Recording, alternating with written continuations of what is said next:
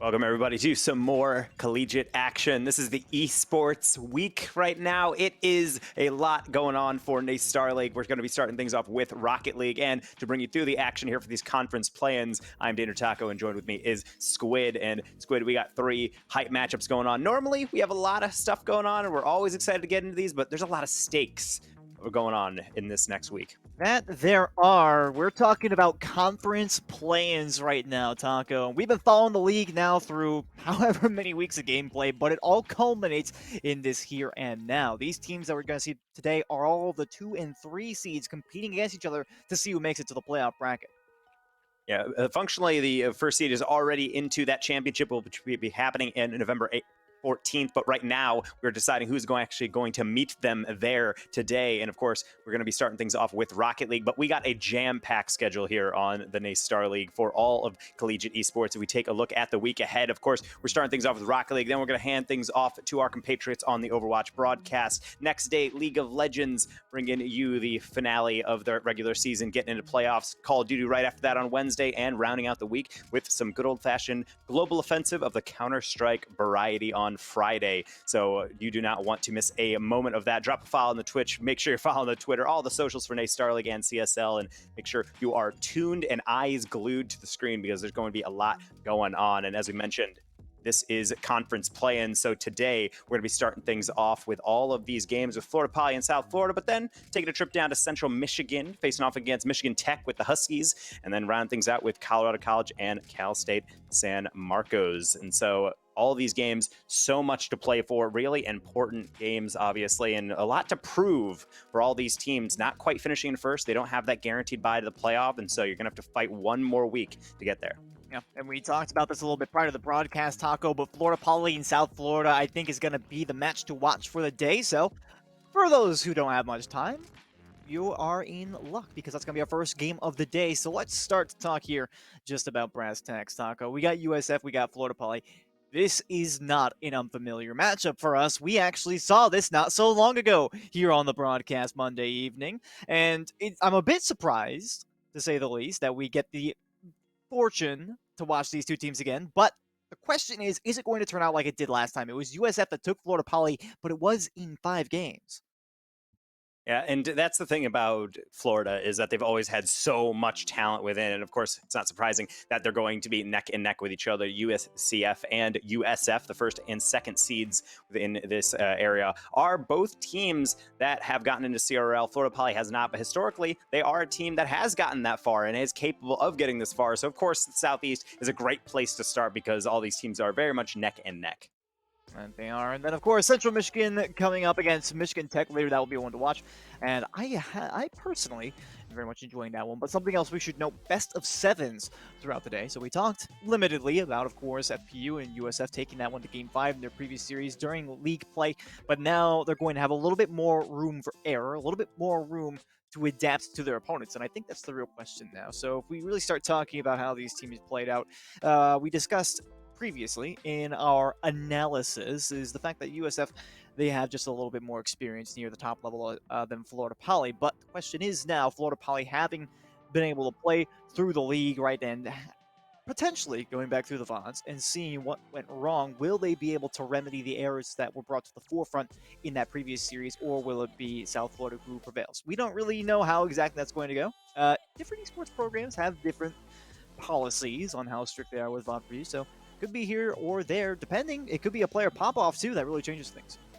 Yeah, and that's the thing that I'm looking for out of both of these teams. That we looked at the UCF broad roster, that team in number 1 place for the Southeast, and they were just popping off all season long. They got into CRL and they struggled a bit, but it's a team that really hasn't found an identity. I think Florida Poly had a roster that has been together forever, so it'd be really shocking for me to not be able to see them break into everything and be able to really take things to the fore. USF has had some mixed success within the league and throughout the play style, but mostly I think it's going to have to come down to chemistry. These teams are all so close to each other that when you do make those mistakes, those double commits, those brutal plays, it's not going to be really the best opportunity for you, and it's really going to result in a lot of struggles. And I think oftentimes the teams not necessarily with the pop-off players or the dominant force on offense are the ones that come out on top of it. Sometimes it's just the teams that don't crumble under that pressure. Can you remain calm when your net's getting pelted by shots by some of the best in your conference? And that very much is true. But I mean, I suppose a counterpoint that I do have to kind of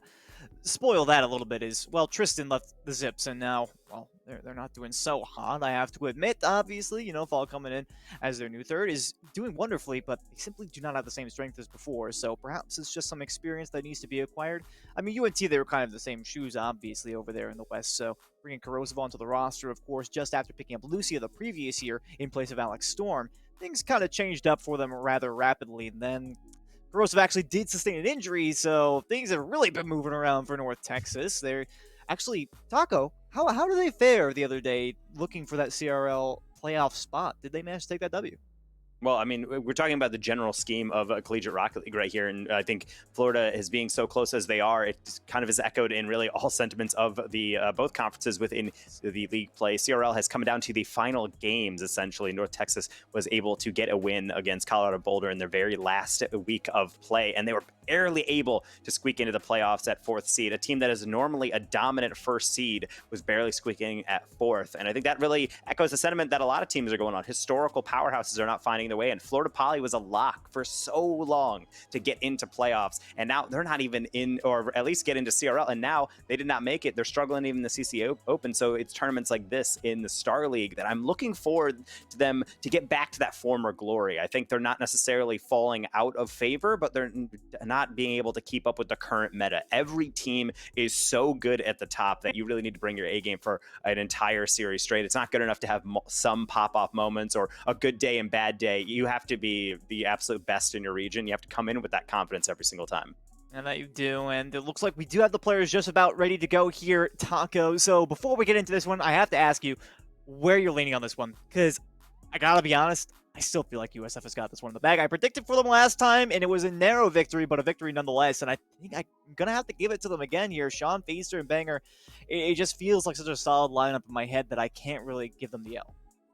I mean, they did have to go to 5 games to be able to defeat Florida Poly, which is why they're ahead of them in the standings. The only difference between those two teams, at least in the point total within the standings. So I do have to lean towards USF, but of course, USF, it did not have an incredibly hot season, but they still made it into CRL League play. That's by itself an impressive feat, so they're going to pull off that one more time. If there's a team to do it, I think Florida Poly, known for their demo meta, really getting in your heads and sending you to the graveyard, that's going to be the team that's going to shake things up. But we don't really know. We're just speculating. It's time to find out. We got a best of 7 ahead. It's game 1 underway. It is University of South Florida and Florida Polytechnic here, kicking off for our conference play-ins. I'm quite excited to see what the game style is going to be for both of these teams. We talked about it a lot there in the pregame, so let's just leave that one on the table for now.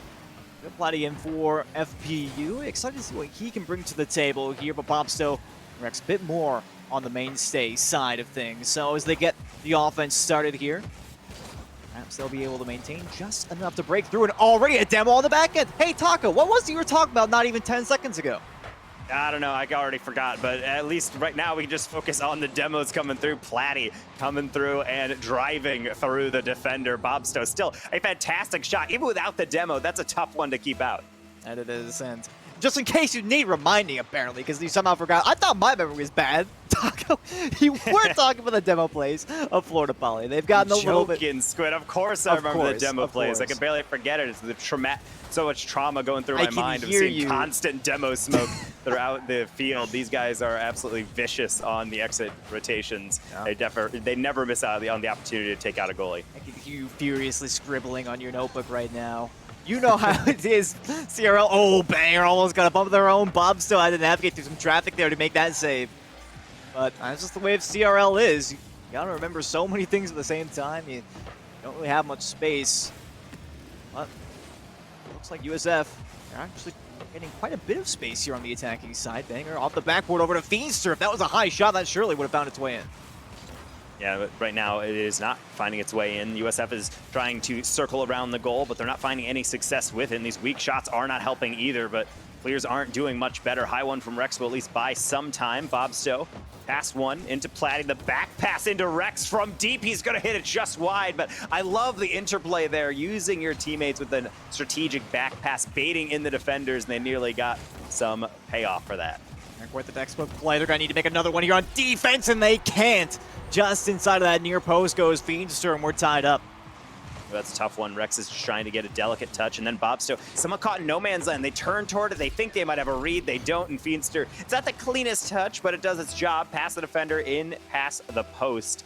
1-1 after just about 2 minutes played, and I think just like the series score as they face each other in Week 8 of the regular season, it is neck and neck. Let's just not talk about what just happened there. In any case, 3 minutes on the clock here. And Florida Poly off a little bit of an interesting defensive strategy, we'll call that.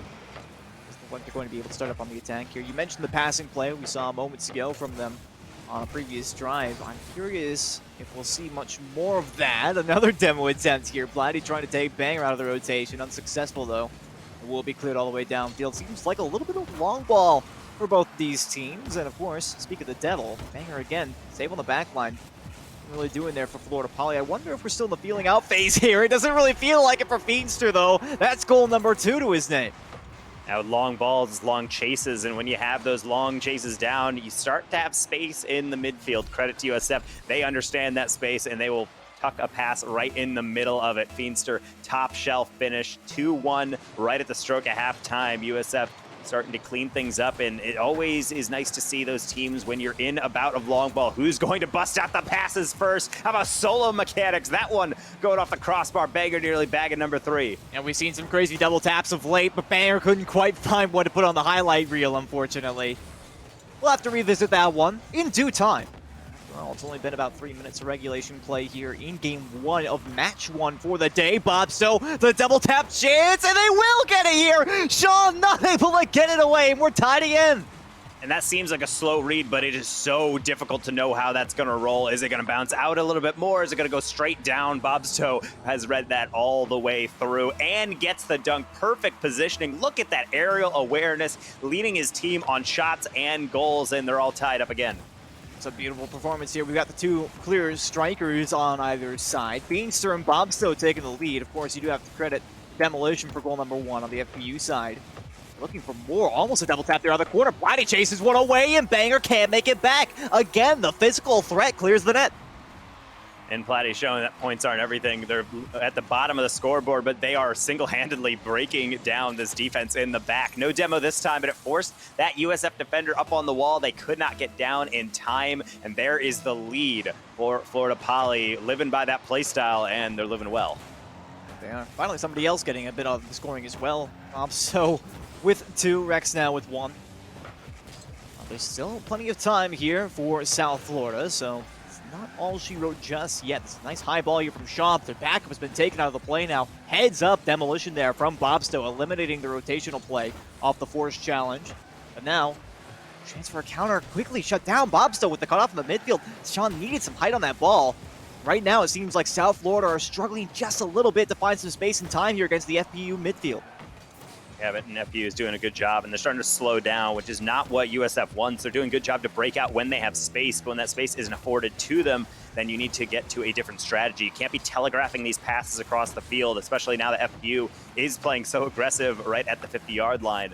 And aggressive in the air as well. Rex off the backboard. Banger had to reach and will extend it out just enough. A deflection, but Bobsto is there. Not a clean clear. 2 up for USF. Feedster gets blocked, I believe, by his own teammate. A rough state of affairs for them. And they're going to have to go back to the drawing board with 30 seconds remaining. At least they're able to keep it on the end, but those 2 demolitions certainly not going to help. A pass here up to Feedster. They do have a really good control of this ball.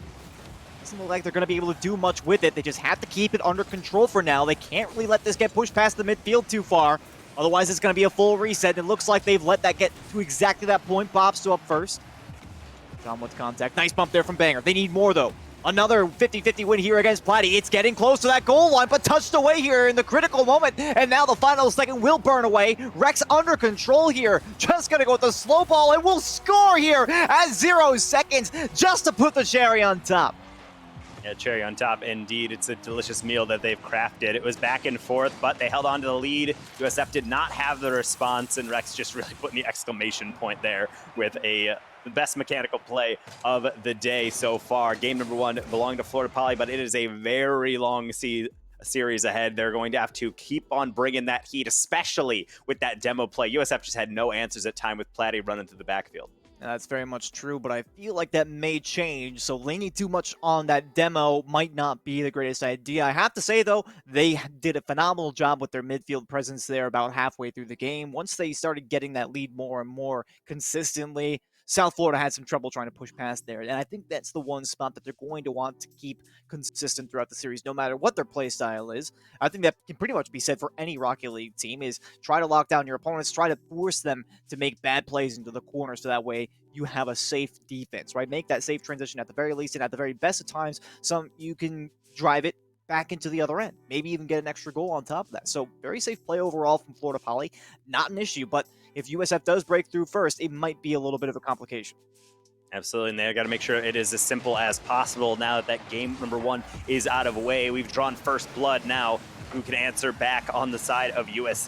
They're going to be under the gun early on, but will be able to muscle through 2 players. Feedster slowing things down and doing then some. A deflection to Sean, but a good follow through from Bobsto. 50s abound in the orange half, but another long clear will go down. First chance potentially from Platty. I don't even think they expected that deflection. Bodies flying all around the ball, but no contact. It'll just gently float back out to mid. And USF will have yet another chance to get up on offense. Banger to the ceiling. They get a gentle touch. Feedster didn't expect that one. Just so much awkward play. Feedster still has the read. What is going on at the top of the box? Well, let me tell you, this is not looking like the game we just saw. There are so many weird plays happening already, Taco. I mean, Feedster off the backboard didn't make contact. Platty had a free shot, but they didn't realize it was going to happen, so they were not prepared. I don't blame him for that one. And then back down the other way, so many weird misses, honestly. You claim they'd be tactical whiffs. It could very well be the case. I have no idea. It sure was confusing at the end of the day. USF even looking for more here. Sean denied, though. At the top of the box there by Platty. They're still on the attack, though. Bobsto can't quite get this one away. Platty off the backboard. They are in dire straits right now, but Feedster can't get enough muster to put that one on target. And right now, we were talking about tactical whiffs, but at that pace of play, you really have to rely on those touches from the opponent. And the moment it doesn't come in, it can be dangerous. Rex leaving that near post option open. I don't even think they thought Sean had this angle. Apparently not. I mean, if I was on the defense here, you'd be rotating through that front post. Perhaps it was a miscommunication and Rex thought Platty was going to be closer to that one. I don't really know what's going on right now, if I got to be honest with you. And I spent a lot of time watching Rocket League, so I think that says something about the state of the game, if even I don't understand what's going on precisely. But USF have a 2-goal lead, and that's what's important. Bob's so narrowly making contact with that one. I honestly thought he was going to let it through there. So South Florida coming back with a vengeance here at the start of game 2, to say the very least. And Florida Poly, even when they try to get on, USF sending some demos through and some goals through onto the goal. Feenstra from midfield after the demo. Oh my goodness, what is happening here for Florida Poly? I'm shocked to see this massive change in base, Taco. I gave them praise. I was like, oh wow, you played a great midfield. Congratulations. Now keep that up, no matter what your playstyle is, and things will be dandy. They've been unable to do that. They've been unable to hold a back line and almost scored on again here. Feenstra right out in front is denied. But still, this is just absolute mayhem. They have to gain some control of this ball and fast.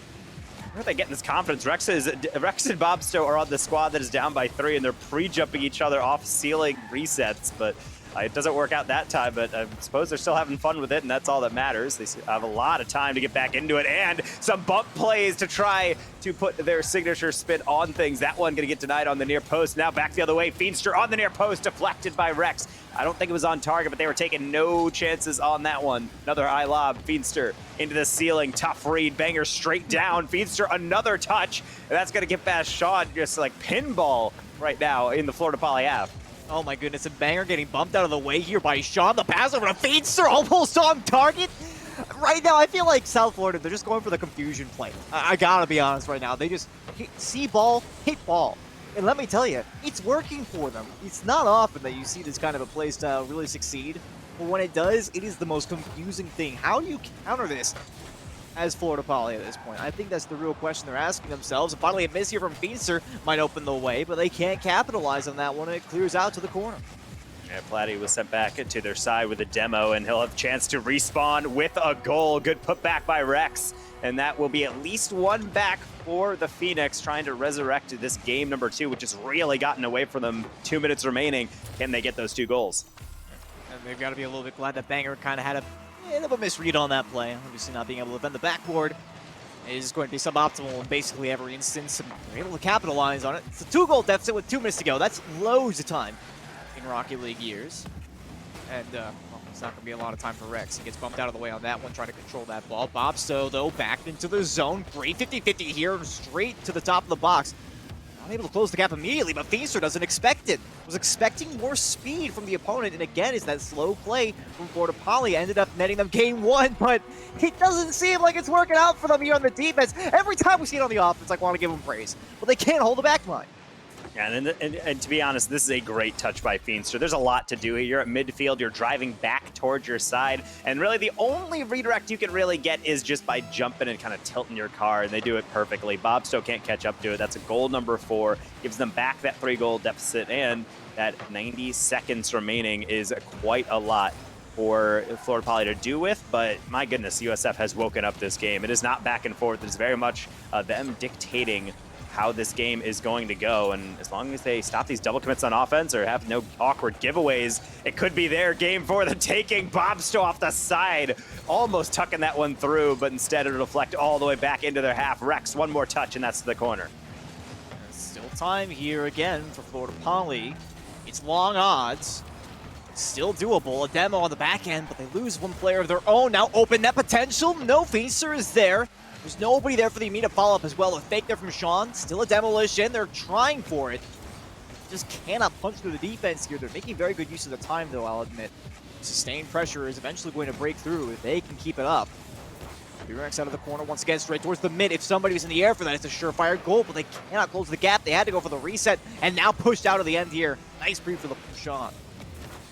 Yeah, very well. Nice. Feenstra was the only person who could really get to that up until Florida Poly was able to get just enough on it. Sean gets even more on that shot. 22 seconds remaining, and this game is all but USF's. Turn of the scripts here for Florida Poly. Again, I commended their defense in the last game near the end, but they really have been letting a lot of shots go through here, Taco, and I think it might be the pace increase that we saw from South Florida that caused this result. But I have to say, I'm very impressed with Florida Poly on the offensive side. So I feel like I know what their win condition is right now. Although I'm not too much a fan of this particular play style. I would like to see a bit more of a strong safety with them being able to make safe transitions onto the back end. Again, I noted that was one of the things they were doing strongly in the last game. So maybe they just refocused where they didn't really need to, or it was USF that forced them into a play style they weren't comfortable with. Speaking of uncomfortable, there's so many weird touches around the goal. And part of me wanted to say that's not the way to play USF, but you had said that it is one of the most frustrating play styles to go for. If you're just instinctually going for every ball and there's not too many deadly double commits and you at least you're keeping the ball in somewhat of possession, you're able to generate a lot of offense. In that game, they had 16 shots across that entire offensive repertoire that they were showing. And it looked weird at times, but as long as Florida Poly does not have an answer, I think they've found the way that they should really follow through in the future. Yeah, well, I mean, that's the thing about it, right? Is if you can confuse your opponents while keeping every single one of your teammates on the same page, then there's, I mean, that's honestly a deadly recipe. You are going to have a lot of success in the offensive end if you can make that happen. I mean, we've all been there before, right? You're playing against a team and you just cannot tell for the life of you what is going on with the ball at any given moment. Like, any preconception that you had about Rocket League has been shattered by this team right now. And USF, they kind of had something going for them along those lines for a little bit. It seemed like things got back on the rails, but already they had a significant lead by that point. And the fake there from Sean, immediately off the face-off, already banging with a potential chance, but he can't make contact. And well, this has been an interesting start to Game 3 already. Yeah, and a classic hallmark of high-level play. Two players going for it. They both have to read each other, and then none of them touch it because they're both trying to react to the other person's touch. So I think that shows the respect also being displayed on the field for everyone. I think even then, at this level of play, games can get away from them. Florida Poly certainly was on the losing end of game number 2, but it seems like they're back in business, and they're trying to mount some possession in the blue half and finding some success up until Sean gets that 50. Rex with a giveaway. Now Banger off the backboard. It's completely unmarked. Fiendster with the putback, and that's 1-0. Being able to read this one past the defender here as well is the more impressive part of this gameplay. And Bob still, I mean, just barely missing that. But again, Fiendster, no troubles. Still manages to put it on target. Well played. Also, the awareness to be able to just put it into the open net, but look at the awareness in the midfield. Rex just kind of taps one forward, which, yeah, might slow the forward momentum, but it's essentially teeing up the clear onto the backboard for USF, but there's nothing easy about that one. Banger just muscling through. He's too quick, and that's 2-0. Yeah, and this is just FPU not being able to make the proper plays here. I mean, it was the force off the corner, I would argue, but at the same time, with a win that massive, you can hardly blame the goaltenders at that point. There's not much that they can do with that read. The ball's moving so fast. South Florida already with a massive 2-0 lead. At least it feels massive to me. Platty had a chance to potentially get one back there. No read was to be had. I feel like right now, Florida Poly, again, their win condition, they have just got to start hammering on the offense. They've had some very high-quality 50-50s on that end. Case in point, Rex right here. Been unable to put it on target or maintain pressure for long enough to break their defense.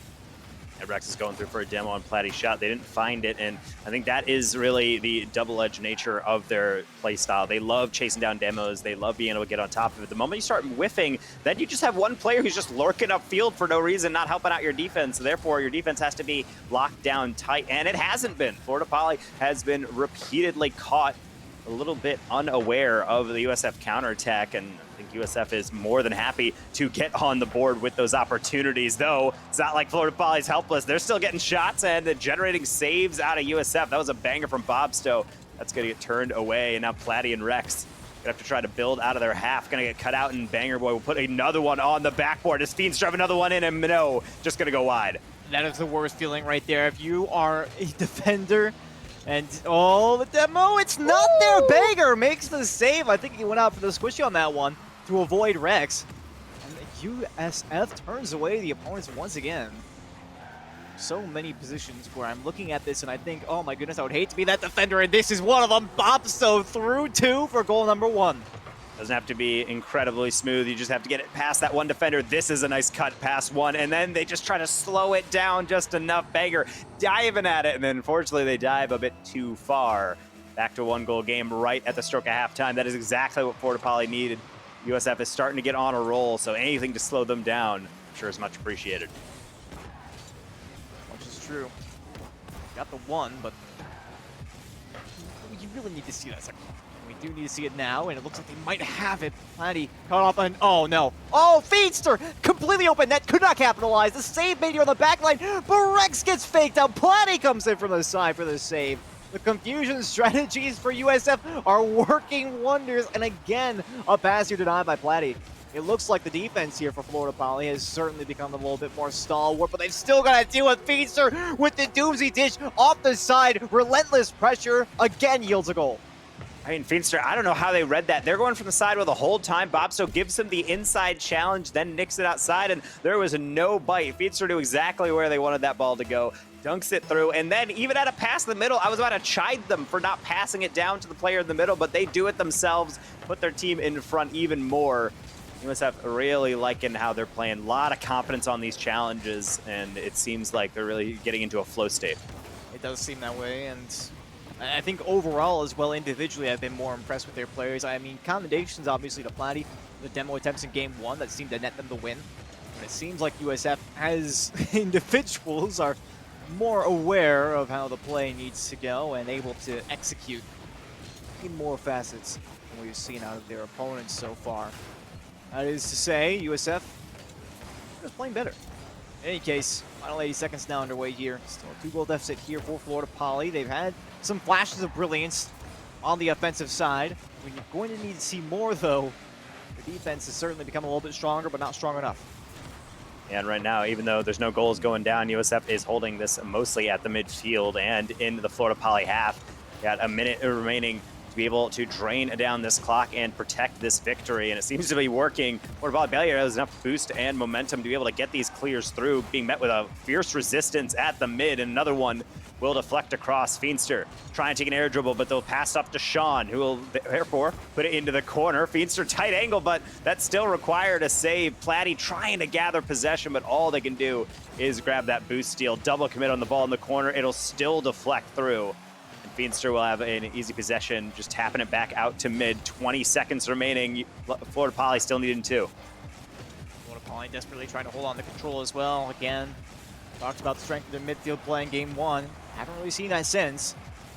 And they made an effort on the last one, but the 50-50s just did not fall in their favor. They've got one last chance here. They've got score with time left, and it does not look like it's going to happen. Feaster with the clear out to the mid. That one will seal the deal. On the final second, withers away. Blue, in this case USF, will be taking the victory, and the second game in their series. So it's 2-1 now in favor of South Florida. Again, not on the last legs are Florida Poly, but they're getting close. It's getting a lot less fraught, I would say, on the Florida Poly side. I think they looked a lot more organized, but some of these slight touches, like Rex going up in the midfield, instead of hitting it to the side or hitting it up and buying time, they just tap it straight down, and Feaster is able to just have a free setup from his teammate onto the backboard. These touches can't go through, and if you are, you have to make sure that defense is staggered. One on the backboard, one in the goal, one to challenge ball, and it doesn't seem like they have those roles set. The amount of times I have a shot and I have to kind of look around the field to say, where is that save coming from? And then they desperately dive in and get a save. It's just not enough. USF is too organized, and right now they're looking smooth. The goal margin might be shrinking, but their series lead is growing. They have taken the lead in the series. We're in match number 4 here to determine if it's going to keep on going. Does USF have what it takes to go on to match point, or does Florida Poly have some resistance in them yet? Talk about the organization from South Florida, and I feel like for Florida Poly right now, all they have to do is start getting a little bit better at predicting these outcomes of these challenges. Because it seems like more often than not, it's Florida Poly who are getting driven back off of a weird 50-50 or just straight up getting scored on by weird 50-50s out of the side, regardless of the fact that they had somebody in the net. Yeah, and it can be so tempting to get those challenges in. Platty's rotating back, but instead of getting around the ball, they're to the side of the ball. The only way that goes, if you have forward momentum coming from the other direction, is going to be a deflection on target. I feel for Rex, this can be so awkward. You're driving forward, suddenly you got to reverse, but also twist and turn, and it can be a bit too many calculations to make in a short span of time, under 30 seconds, and they're already behind. Can't feel good for the Phoenix, as they have to feel like they've had some steady improvements, but some things just come toppling on down. This one rolling into space. Banger getting number 2. We talked about a little bit, at the very least, how their defense became stronger in the last game. Well, unfortunately, that is just a memory at this point. I mean, having nobody in the backfield there, that one certainly hurts. Despite the fact that their third did dive on the side wall, and it seemed like it would have been a good force challenge in some ways, there simply wasn't any backup. And this is what I was talking about. They need to start getting just a little bit better at predicting where these challenges are going to go, and failing that, you know, obviously because that can be quite difficult, but failing that, you need to have the strong safety zone coverage, and hasn't really been working out for them so far. A nice one-off opportunity there from Rex will also go to the wayside. Yeah, Bob's trying to keep some possession with the pre-flip off the back wall. Rex will chase, but so too will Platty. Near post, they need a touch. They will get it. Another one rolling around. Banger rotating all the way back. Boost steal from Sean at midfield is going to boost our Florida Poly even more. He's going to take over on the lob. Three-person passing play, and that is a beauty for number 3. This is the last place you want to see the defense as well. Feenstra with the control, Sean with the tap down, and Platty just has to guess at this one because they know they have no reinforcement. They can't afford to wait on the back line just in case that pitch comes through. They have to close the gap. And again, that's the last place you want to be in as a defender. You're basically forced to guess at where the ball is going to go and get out for it, because USF is going to plant that one on target every time. You've got a very small chance of actually guessing correctly where it's going to go. Yeah, and oftentimes when we talk about offense in collegiate play, it's the amount of shots the team gets off and really the amount of pressure they're going through. And oftentimes, collegiate play sometimes could just be how many shots can we actually score? Yeah, we have a lot of pressure, but that's not really an issue. You talked about USF is always putting those on target. Increasingly, their accuracy is getting so good, shooting 60% right now in terms of the shots actually being converted, and any percentage that high is going to take quite a lot to overcome. Florida Poly does not have that answer, and they are running out of time. I'm talking about in this game, but also in this series. They definitely need some form of shift in mentality to be able to come back from this, because right now it feels like they're just trying to grasp at straws. All these passes coming in the middle, no one there, and the counters just come back and back and back from USF. Oh my goodness, and Platty caught an end lag here with the flip, trying to push forward right behind 2 attackers, and this feels like it might be the final nail in the coffin for me on this game. I mean, that is just the worst kind of place to get caught out. We don't expect teams of this caliber to have these kinds of trivial mistakes, Taco. It feels like Florida Poly is either in their own heads or USF is living there rent-free, as they say. At the moment, I feel like it could be a bit of a combination of both. They seem to have basically no response here. And that's not to speak, again, of anything about the stakes. If anybody's just joining us, do recall that this is for a playoff spot. So whoever loses here is out. And presently, USF is poised in a great way to go up 3-1 in this best of 7. Yeah, but I will say this, last time these two teams went off against each other, it was a game 5, best of 5, so it went the distance. This one, if it was the same case, might be ending in game number 4, but this is a best of 7. Series are won one game at a time. Florida Poly still has some life in them, but at least if you're on the side of USF, you got to be pretty happy about how you're playing right now. Your only losses throughout the season was against the first place UCF, and for the most part, they're playing pretty clean. This one, not so much. Yeah, well, there's an outlier in every situation, and again, a demolition player for FPU. A nice fake there by Platty as well. So there was some control on that play for Florida Poly, which I wish I didn't have to say with such a tone, because it does feel to me as though they have had very little control overall in this game. Case in point, Rex unable to get that one under control, and now a shot comes on target. Platty was unable to defend that off the backboard. Who knows what would happen if that was under the crossbar, for instance, but now, again, they have very little time to work with here to score 3 goals, and they are under constant pressure, and it will pay off here for South Florida, who look like they are ready to put a bow on this series and call it wraps. I gotta say, Platty right now has been so often in this position where they are last back and they are a pixel away on the pre-flip, or they just can't quite reach a pass, and USF just happens to have that person lurking upfield, and oftentimes that person is a banger boy, living true to his name, shooting 100% here in game number 4. 4 goals, 4 shots, carrying the offensive load and really getting it done. But they need to make sure they close out this game. It's still quite the task to do, but Rex will bag number 2 for his side. And again, 3 goals is on the docket here for Florida Poly. 65 seconds to make it work. Certainly not impossible, but if I had to rate teams on a scale of 1 to 10 on how well I could expect them to come back, I honestly have to say Florida Poly's probably a 4 for me. I just don't see it happening at this point in time. They haven't really given me any semblance of belief, but now I might have to bite my tongue a little bit here. It's 5-3. Still not the most glowing review for a scoreline, but USF might be getting lazy.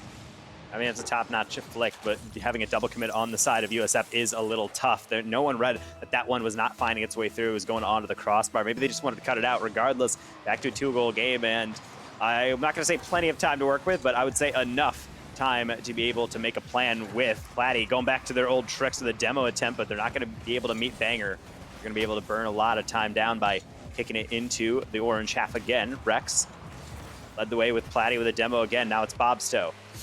Taking their time, not the touch they wanted, almost putting it into the path of Fiendster instead.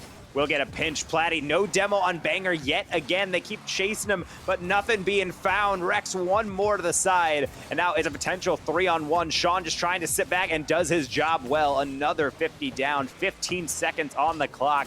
As anything can happen right now, but I don't know if it's going to be a Florida Poly goal. Doesn't seem like it. Back down the other way here. Fiendster over to Banger. They can't find Sean with that one, but they don't need to. That's the last little bit of game time gone now. And talk about some butterfly effect, Taco. You and I were both looking at the same play. Was that Bobstow dribble in the midfield?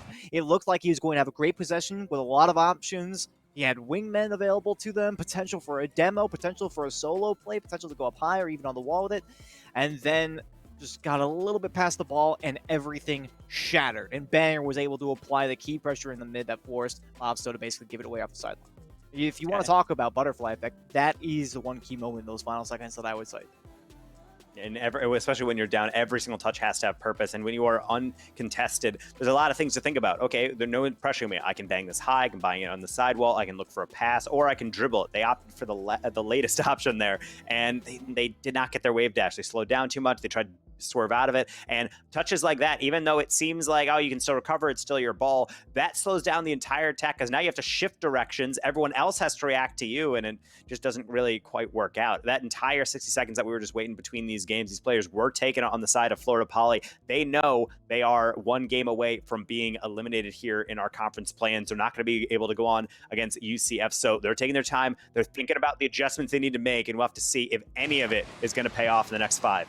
That is the real question, and I dearly hope for their sake that the answer is yes, but I think my heart lies with USF on this one. They have been playing so well in this series so far, and FPU have had so many weaknesses that have been exploitable here for South Florida. First shot here will be denied. It was a close call off the backboard again. Bobstow for the double tap. It's still dropping down towards the net, but not quite inside the post, and they will be turned away here off that first offensive. Let me tell you, getting this first goal would be rather important for momentum. I'm certain they can't quite drive it home. That's so much space in the midfield after Rex got demoed, and they're going to be able to be revived and carry something down with Platty, but that pinch only going up. Sean taking it slow, flip reset, met well by Bobstow. Platty has Rex in the middle, but they can't wrap around the touch. Double commit there. Banger and Sean lurking upfield. Bobstow needed a nice clear, and they do. Bobstow is really the player that I think, out of all the players in FU, he's always been the leader, always been the one that I think has taken charge when they need to, and I think they need him more than ever to be able to be that solid force and get those goals when the opportunity presents. USF caught in the midfield, and Bobstow hits it from downtown. This seems like the first good defensive play we've seen in a hot minute. Fiendster had every opportunity to make that cut, but you could see Bobstow respected the options. This is the point now where South Florida has to realize that FPU are playing with their brains online right now. You can't just make fakes every single time and expect them to play off of instinct. They are now respecting, they're playing for the raw option. They're not playing necessarily for what they think is going to happen. They're playing for what could happen. That fail-safe kind of play style is what I was talking about in that last game, right? Sort of a strong safety mentality. And they managed to make it happen there. It netted a goal. Looking for more here. And Bobstow trying to get it happen. A beautiful cut, and they have a decent amount of control. Not the boost, though. Sean combining with Banger. That's going to get past Platty. They were jumping at nothing in the air. Rex jumps early. It's underneath them. Bobstow lets it bounce. A dangerous decision because a bump follows through. Rex and Platty are there on the follow for the save. Another one coming around. Sean, a cute little touch, but it's too far. The deflection past Fiendster. USF still playing good offense, but no finish. How about Rex on the far end? The counterattack for number 2. I did not see this one coming, but Rex got the red vision right here and managed to drive it past Sean. That was a close one, at the very least. South Florida, I respect the gusto on the attacking side. Certainly, your performance thus far has merited such an aggressive offense. A lot of one here in the back end may be slightly concerning for you. Perhaps it might be worth refocusing your efforts and trying to get back to a neutral state, kind of the same way we experienced in Game 1. Obviously, it wasn't optimal, but it worked well. And banger for the shot here. That one's just too high. Ball number 1 here on this drive. Sean and Feaster can't put anything together either, and the demo in the midfield slows things way down. Those bump plays have started to come out a little bit more in force here, Taco, and it seems to be having a profound impact. It certainly is, but I love the speed Florida Poly showing in the midfield, and they're not giving away possession. Platty trying to throw that one to a teammate, and they will have a back pass. It will lead way, however, and Youssef will have a chance near goal, but not on it. Double commit, Sean and Feedster maybe getting a little impatient, trying to dive in on this follow through. No touch, Platty. What a save from Bobsto on the reaction, keeping that clean sheet for their squad, and it's well deserved. They're playing well on offense and on defense. 2 minutes remaining, trying to protect that lead. Oh, the double commit there, Bobsto. Plenty of time, but can't get under control in time there. This one way out in front of the goal mouth. They're not able to capitalize on an opportunity, but USF, they've got to be careful. That double commit could very well have become a goal against, if not for a little bit of luck. Now banger off the backboard does put this one up for 90. And finally, they'll hit pay dirt after being unsuccessful for so long. It's one thing to hit the crossbar on shots, but on opportunities like this, you need to put it on target. These are free goals at this level as long as you don't hit it right at the goalie, and Banger will hit it right into the top right. It's a great finish going in, and it's exactly what they needed to stay in this game. They are on match point for this best of 7 conference play-in, and they can really taste it. Florida Poly might be resurgent, but I need them to stop playing so aggressive. The amount of times I've seen Platty or Rex going on the backboard for a play they do not need. You have the lead, just protect it. I'll be honest, at this point, I'm seldom inclined to say that if they are feeling good about their gameplay that they should really change it. But sometimes it does happen. We'll see if they can maintain the defense here. Feaster, that is not the greatest touch. Sean has to stay on the ground for a long time there. Cannot get this one away from the backboard. Platty forces the challenge here. Don't have a quick follow-up for it, but again, it's all about this midfield play. We've seen them hold it before in Game 1 with the lead, and they do it again. Huge 50-50 there for Bobsto, and no follow-up. And need to see that player getting just a little bit closer. As you mentioned, Taco, playing safe from the defense might be a good idea, but they're clearly not playing safe enough as Sean finds a gap here. It's such a beautiful put down. Rex is just essentially chasing that ball. They know that ball is going to go in the corner, but I think they lost track of the player mounted up on the side. Banger scored all the goals last game, and now they're dishing them out as well. Sean with a good putback, and we have a tie game with 46 seconds remaining. Florida Poly, you lost your lead, but the game is not done yet. You've got one more in you. Platty right at Banger. Bobsto on the follow through. That was a demo from Rex, but we will not be able to reap any rewards. Another clear out to mid. Clear for Sean. Backboard, Sean gets a piece of it. That finds Banger, actually. Huge clear, provides the opportunity for a reset here for USF. Shot not quite on target here. That one could have been dangerous. Demo was on the other side now. Go back to a neutral standpoint here in the corner. Dangerous spot to be for FPU. Risk-taking is not their business right now. They're not able to keep this one away from Sean. Oh, Banger is sitting down there looking for Rex. Can't quite find it. Feaster lurks. Can't make the 50-50 happen. Florida Poly still in this game here as the last second burns away. Pass back towards the mid. Nobody is there. Overtime now. Golden goal territory for USF. They score here and they're in. And a golden goal in every sense of the word. Certainly a lot to play for, and FPU, a lot to live for. I can't say the same about Rex. He's off the field, but being shorthanded are not going to hurt him any. Bobsto with a nice long clear down. Gets a demo to boot off the ceiling. Platty. Bit of deflection. Can't race back in time. Banger only got a lob one. It's wide open for Rex. It's a banger, but it's off target. He got good contact, but accuracy needs to be there. We talked about how an open shot like that has to be on target, and that is a prime example of why. Very much so, but they still have their chance in this game. They're going to have to be able to rub it off here. That can be one of the biggest mental blocks in all of Rocket League, and Sean dire straits here does manage to clear it out to the corner with some relative control here. Next back towards the zone. 50's not there, but Bobsto is ready for the force. Now back towards the midfield. Banger 1v1 here. Platty with the early tackle.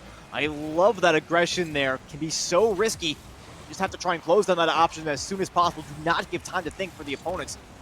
The Poly have had the possession here for majority of the OT. Bob, so perhaps the dagger, not quite. It's just high and wide. Back down the other way. A Demolition will slow down their opponents, but USF still get out onto the attacking side. Credit Florida Poly, they have been up against it, but they are sticking true to their game plan, getting a lot of demos on these extra rotations. If USF wants to take their time, then they better tick down the seconds that they have to be alive on the field. Florida Poly now, we're having to show off their defensive capabilities. A lot of backboard plays. Bob Stowe getting harassed, but has just enough. Sean trying to cyberbully their player out of the way, but nothing doing. Another long ball across. USF on the quick counterattack. Bob Stowe, they have the pace, and another save will go through. Nearly 2 minutes played here in OT. Come down to one mistake, and Florida Poly just trying to hope it's not them. 4-50 there from Platy. That miss from Bob Stowe could have been a tactical fake back into the corner. They never know. That one just high off the target. Platy can't 50 it in either. Bob Stowe for the recursion here on the rotation. Can't quite beat out Bang, but now open as a passing target. Back towards the mid. Is a 3 there. Oh, Feedster off his own crossbar. And there's no boost for Rex. He can't close the gap. And they'll get pushed back onto their own end towards the middle. Platy is able to follow it down, but they're still in a bad way here. Quality challenge the mid. And finally, a bit of respite here off of a crazy sequence of events there moments ago. If this wasn't an esport event and it's all done in the computer, I would definitely be throwing a challenge flag on that last one. I have no idea how Feedster gets a ball on his target and then it hits the crossbar and goes out and then stays out. No one around for Florida Poly. That one has to make you hang your head, but you have to just shake it off instead. You're still at offense, you're still in this game, and you only got one more chance to put away to continue this series. Another deflection through. Feedster just trying to march it down the field, but Bob Stowe and company playing well in the mid. The demo's leading the way, and it can't find its way through for USF. One more pass in the middle, Banger on the near, and that will do it. They will move on and face UCF in the Southeast Conference Championship. Oh my goodness, just when things were getting juicy here, Florida Poly have 3 players covering the net, 1 on the backboard, 2 in front of the back post, but none of them have that one shot lane covered. And Taco, this game ends in the worst scenario possible. When things were really heating up here at the end. When USF was just dominating in games 2, 3, and 4, and then we get to game 5, and it's like, what in the world is this? And then it's just an overtime goal that looks so simple, and they end the series there.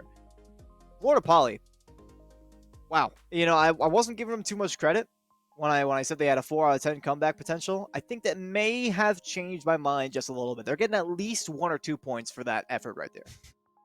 Well, absolutely, and that's what we wanted out of them, but there's still those slight asterisks on that. Hey, great comeback, but it's not a comeback up until you actually take the game, and then USF marches back, brings it equal, and you're like, okay, it's fine. Well, let's see what overtime brings then. Florida Poly, great offense. Feedster had to dive and shoot it at his goal to hope for a deflection, and he gets it, a gift from the gods if there ever was one. And then they're able to march down and get a goal. But it's just so classic of your team. You're so close, you're hungry for the goal, and you have all these deflections, all these shots that are barely getting saved, and then you get scored on. All 3 players are on the near post, and no one can get a contact on it. It's just heartbreaking. It's a rough way for your season to go out, but that team is number 2 for a reason. They're going to be moving on and facing on against UCF here in our conference championship, and that's going to be an even tougher battle for South Florida. But after this performance today, it showed a lot of resilience, a lot of offensive firepower. I think if they have that confidence going forward, I think it should be a very interesting matchup on the 14th. Yeah, well and truly. And for for Florida Poly, all I can say is, keep grinding it out. I mean, that was, again, an emphatic performance. Obviously, they couldn't quite take down USF, but I feel like there were more than a couple of moments there where I would argue that there was a bit of a pop-off on the USF side. So South Florida, as you mentioned, moving into UCF now, the confidence is what they really need. The ability to replicate that performance would certainly be helpful, but it is best of 7s from here on out for Rocket League. So who knows? That series may end up being a bit more of a marathon than a sprint, and of course, with the power that UCF has, they'll probably have some strength to spare come the end of that series. So who knows? We will figure out in due time, but I think I'm already starting to look forward here just a little bit, Taco. We do have Central Michigan and Michigan Technological University on the horizon. That's not to say that we're done talking about this series just yet, but we do actually have the interviewee prepared as I'm on that note. So let's go ahead and refocus here and get our interviewee back in here. I believe we have Los on the line, if I'm not mistaken. And let's go ahead and have a chat, shan't we? So, welcome to the booth. I believe so, right? Taco? I heard. Well, at least we do have at least we heard. do when we talk to these players. Okay. Okay. All right. Okay, it's good. Yep. Sorry. We're just trying to get our bearings I think here. I just misheard is all. But I think I just misheard is all. So Taco, why don't you go ahead and do it so that way I make sure I'm not the one at fault. Well, we're just trying to determine who's actually the interviewee for USF. Since that's actually a good point. We're trying to think. Yeah. Oh my goodness. So as I'm just trying to go through this, we're trying to gather someone from USF so we just pick their brain. Yes. But we do have someone on the line now. Okay, so there was a little bit of confusion. I just don't want to roll into anything. But all right, of course, before we get to an interview, we do have to mention who the hero of the game is, specifically our LLS hero of the game. Every 180 seconds, someone is diagnosed with blood cancer. 40% of all pediatric cancers are blood cancers. Every blood cancer diagnosis turns lives upside down. When this happens, the Leukemia and Lymphoma Society, LLS, is here to help. Since 1949, LLS has invested more than $1.3 billion in research, pioneering many of today's most innovative approaches. They work tirelessly to find cures and ensure patients can access the life-saving treatments that they need. When someone experiences the fear and uncertainty of a cancer diagnosis, LLS provides hope, compassion, education, and support. So, just like LLS is making an impact in the cancer community, the LLS hero of the game represents the player who made the biggest impact in the match played, whether it was a clutch play, a sacrifice, or provided strong leadership when it mattered most. Today's LLS hero of the game is Banger from the University of South Florida. We got him on the line. Banger, how you feeling after that series? I'm feeling pretty good. We came out. We dropped the first game. We like to do that for some reason, but we did. And then we said afterwards, let's 4-1 these guys, and then we did. So we're feeling great. Well, I mean, it sounds like a pretty solid game strategy, but yeah, executed pretty much to perfection there. I mean, they had a decent effort there to try and make the run back happen in Game 5, but overall, it seems like you guys completely crushed them in Games 2, 3, and 4. Particularly yourself, you had an amazing high-scoring game with high accuracy as well. Did you think that you guys were kind of popping off a little bit in that series? Because it really did seem like it from the spectating booth. Yeah, so we actually just came back from a LAN this weekend. We played in Orlando. It was like a Southeast Regional Invitational thing against UCF in the grand final. So we're riding the high off that. We're playing peak Rocket League right now, I think. So yeah, everything was just going well. All our plays are lining up, and so everything's heading in the right direction. And yeah, like you said, that Game 5 was pretty close. They have a pretty, it's their game plan every time as Florida Poly is just make sure they're demoing the third man. So we have to watch out for that, make sure rotations are quick. And if we were doing that, we're chilling. Yeah, and when you're playing teams like Florida Poly, of course, you have to keep mind of all the demos. But beyond that, what is really the mindset when you have a team that is so aggressive, especially when they get on the lead? Like, where are you guys sitting in between those goals? What are the comms like to be able to get yourselves back in the game? Because that was really the story of game number 5. We started to build a narrative of saying, oh, well, maybe Florida Poly's back, but you guys triumphantly came back, had a nice be able to respond down the stretch and get the win. What was it like to be in the comms there for the USF side? Yeah, so the comms are the most important thing against a team like Florida Poly because rotations are always going to be awkward when demos occur. So that's really important. And I think both of our plays, we had like somebody downfield, and then the person that's coming up to the ball is calling for a pass, and then it sort of just the play plays itself at that point. But we knew we just had to keep playing, and if we get the win, we do. If not, it's we go next. But that's just our mentality, is just keep playing and see what happens.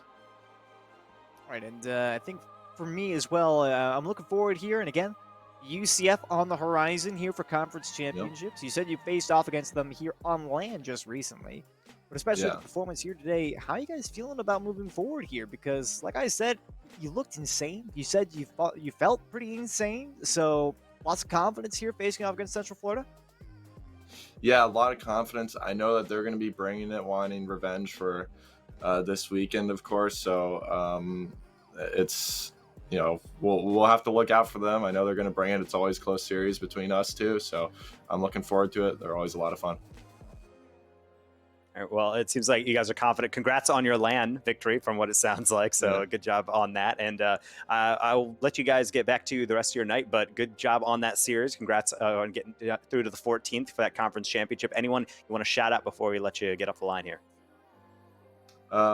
Shout out to anybody in chat who's supporting us, and all the viewers that make collegiate esports a thing. It's always so much fun, and thank you guys for putting on such a great cast. So that's it. Thank you so much, Nice. Banger. And of course, got to shout out the Hype Squad. That's a good man. No, to shout out the supporters. Banger, thank you for your time and have a good rest of your night. Yeah, you guys too. Take care. So, Squid, as we transition out of that, we are now moving into our next series. But just to wrap this one up a little bit, close series there. But of course, it always is when you get all the Florida boys together. USF looking confident going to UCF, and they got a little bit interesting. So, November 14th, creeping up. That is going to be our conference championships, but that's the future. We have to focus on the here and now. We're going to go to break. We have some more best of sevens here for the conference play-ins here on the Rocket League broadcast for NACE Collegiate Starleague.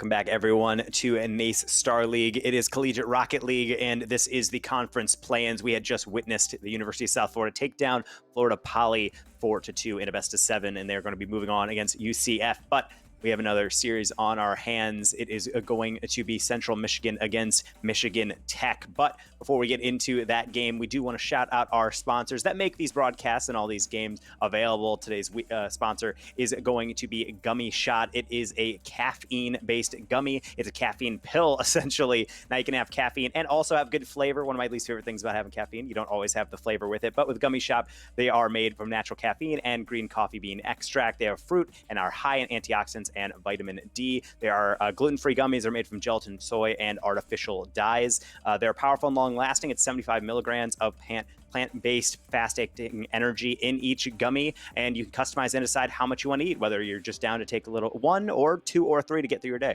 Yeah, well, I mean, that's not it. You did mention how they do have a lot of flavor to them, which is one of the big downsides many people have with, for instance, coffee. I personally really hate it, but they have plenty of flavors, including sweet and juicy elderberry, tropical, brimming with delicious pineapple and mango flavors, and new Valencia orange to satisfy the citrus craving, which I gotta be honest, I'm kind of on board with.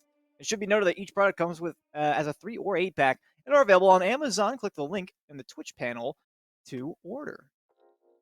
And so, of course, with plant-based energy, it does come on label, so you make sure you understand what you're eating. You don't want to put anything in your body that you don't understand, but they're made with green coffee beans, real fruits, and, of course, like we mentioned, high in antioxidants and vitamin D. And as we mentioned earlier, it's personalized. For me, sometimes I really need to just pound down some caffeine and really get through a deadline or really get through my work day. Or sometimes I just need a little bit of kick to be able to get through just one more meeting or be high and attentive for maybe a Rocket League broadcast, per se. But if you want to get involved with that, gummyshot.com. And also Amazon.com is where you can pick up some Gummy Shot energy today. Please check it out. They are a lovely sponsor, and we want to thank them for helping us bring all this action to your screens and to your eyeballs. And I have to shout them out because so far the action has been pretty good. We're moving into the next match of the day, though. It is conference play-ins here for Collegiate Starleague action for Rocket League, and Central Michigan and Michigan Tech are our second series of the day. At the we were talking a little bit about this one at the start of the broadcast. Central Michigan, a little bit less known here in the CRL space. They've been around once or twice, but Michigan Tech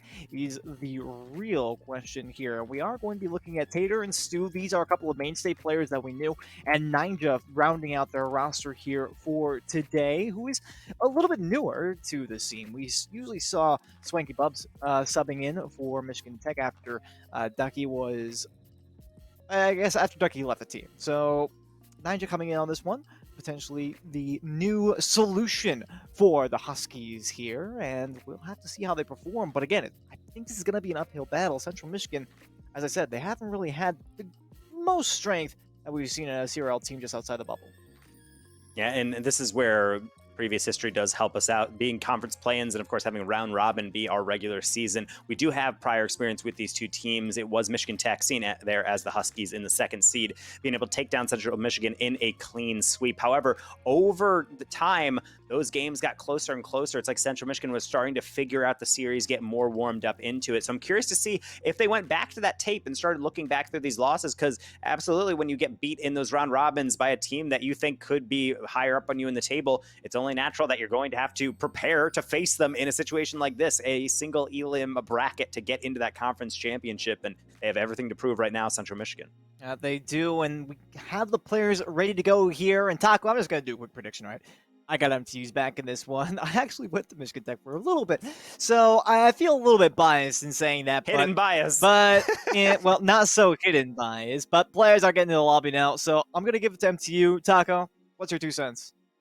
I mean, Michigan Tech was an absolute monster like dark horse in a lot of the East, but they did lose Ducky, which is quite the loss for them. However, they still have 2 fantastic players in Stu and Tater, and so therefore I'm looking to see what Ninja has to do about all of that. Kicking off, though, everything on the table for these 2 teams. How is it going to start off? I guess let's have to sit back and see. It's going to be Tater early on, but no one home. Central Michigan early passing. Ninja was not ready. Stu was, and a bullet of a shot nearly put Central Michigan in the lead. Oh, Ninja almost there on the counter as well, but unable to make contact with that one. I'm a little bit surprised. We got a BMW on the field here on Brendo Plus. So, a bit of a little note there. That's quite a neat car in my own opinion, but again, the question here is all about Ninja for me as a Season 3 Blizzard Wizard title. So clearly, some major strengths being played out here. They're going to receive a pass here from Stu. Can't quite navigate that one into the lower right-hand corner, though.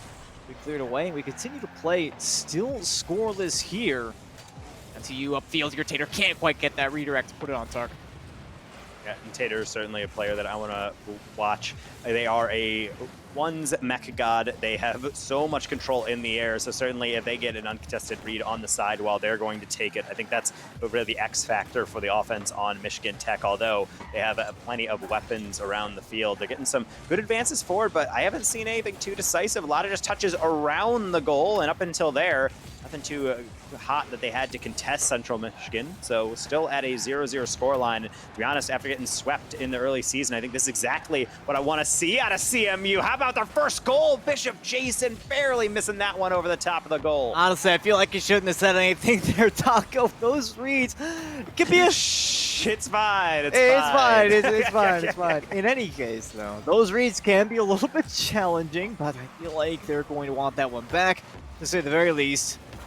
Could very well have been the leading goal. Feels like NTU are really struggling to find this finishing touch here. They've only had one impactful shot on target in recent memory here. They haven't had a significant amount of possession on the attacking half either. This one's actually going to go out in front here. Bishop Jason can't turn on it. Hater, no possession there in the 1v1 either. Brenda will simply guide this one back into the opposing corner. This really seems like a neutral and quite even game, which I've got to admit surprises me just a little bit. I give a lot of favor here to the Huskies at the outset. Tater finally will put one on target, but Brendo is there to close it out.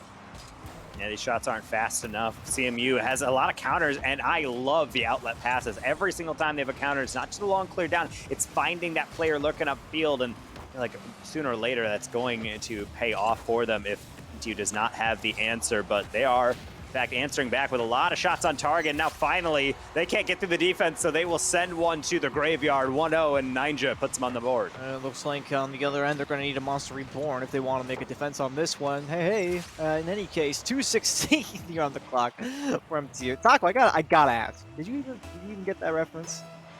I'm not going to really lie to you. It's good. I did not understand that reference. Well, you keep talking about sending people to the graveyard, and it just reminded me of like Yu-Gi-Oh, so I went with a Yu-Gi-Oh reference. Unfortunate. In any case.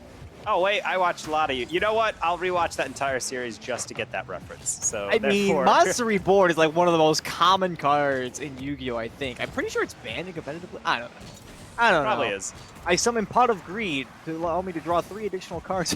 What esport are we casting again? Oh, right. Bishop Jason back into the corner, and we will see them be able to regather some possession, but Stu and Ninja combining. Brendo plus that nice and shiny BMW Flexor Wealth and mechanical ability. Not till Tater, though, sends one downfield, but Ninja wraps too much underneath it. And that's just going to be a slight lob out. Could have been 2-0. Tater tried to put it in 2-0, but that one only got hit off the crossbar. Ninja one more, and now all this pressure really starting to heat up for Michigan Tech. And it is, but they still can't get another one on target here. Stu off the ceiling. Zero boost, tries to find Tater. But no dice here, all the way downfield. Ninja left completely alone on this one. Ball back towards the mid. Tater is there first, though. Bishop Jason, a little bit of cold feet trying to close that gap there. Can't necessarily blame them too much for that one, though. It will cost them dearly. Final minute of gameplay, they still have yet to make an effective shot on target here in quite some time. You can really see the mindset right there from Brendo Plus. They had a whole field to go for, and that's on their teammates. Call it out. You have time, take it low, put it to the corner, but instead they just flip it into no one and down the field. It's just giving away possession, and that's normally the mindset of someone who's always in the back foot and they're always playing defense. They just want to get it out of their half. They need to be able to take that deep breath and bury these open shots. No one home for MTU, and you can't place it better than that. A slight bump here in the midfield is going to cause that problem. It's a little bit off screen here, but I believe there was some interference. Yeah, Bishop Jason with a bump on Ninja just before that camera swivels over to show him moments late to the net. That does tie things up. Hey, sometimes that's all you need is just that one spare goal all the way down the field. Unfortunately, they're going to need at least one more, either in regulation or in OT, but it's a step closer. Absolutely, and that's the thing that I always look for in these games is being able to just bear down on pressure. I think there's a lot of times where obviously you don't want to be always under the gun, but if you're able to keep it close, then that's all that matters. You just need one goal. I don't care how ugly a victory is in a game, it's still a game victory. So can they get to overtime, try to finish this one off in OT? They're giving themselves a chance. Nice little save, and it will hit the ground. The last second survival gets them to OTs. CMU, can you complete the comeback? That is the question. For Michigan Tech, though, this will be a very important game one, I think. If CMU takes this, who knows where it could go. Ninja quickly cut off there on the opening attack. Fly Bishop Jason now demolished on the field. Offensive turn to the side. I'm surprised that we're not seeing a very tenacious possession here from MTU. Now demo here. Bishop Jason onto the back wall. It's basically free, but nobody is close enough to make that play. And the too strong safety strategy does not pay off for them there. And Bishop Jason just trying to collect everything, but they'll hit it only into the near post. Ninja and Tater collecting each other, but Carvunis, nice cutout, and they're going to go straight for the boost steal. I like that move. Stu's going to have to buy a lot of time for their team, and will do that, and then some. A deflection down. Now Tater, open shot from a tough angle. No contact. Bishop Jason, that's a very deep hit. It's going to be just off target. Stu with a boomer back downfield. And we're starting to see a lot of long ball come in, interchanged with a lot of cutesy little 50s in the midfield from both squads. I'm not going to talk about the neutral play here on broadcast, or at least I know that I do. I'm a little bit shocked to see having as much of that neutral play in this game we are. I wouldn't have expected this here out of Michigan Tech. I expected a lot more control, to be honest, but you can see the cutoffs are coming through here for Central Michigan. This one out towards the middle, and it looked a little bit hairy there for just a second. They do get it away. Again, we're returning to that neutral gameplay that I wasn't really anticipating to see so much of. Yeah, and I think right now I'm starting to see some aggression come through from both sides of the demos, and still looking at overtime. We're still looking for that game number 1 victory, and to be honest, I think this is more than MTU bargained for. This was a team they put away pretty handily in the regular season, but like I was wondering, is this the same team they're faced off against? They seem more prepared and a lot more organized. MTU has to make sure they are organized on the back end. All these long balls not going to work forever. I think CMU is starting to warm up, get back that passing, but still not finding that final dagger to put through. 2 minutes played and a lot of awkward touches in the midfield. He said that neutral game might just come down to that. Very well may. And oh, this looks like it might be it, Stu. No, can't find it on the opposite side. And Ninja tries for the continuation into the corner here. Will find Tater, but it looks like this is slowed way too far down.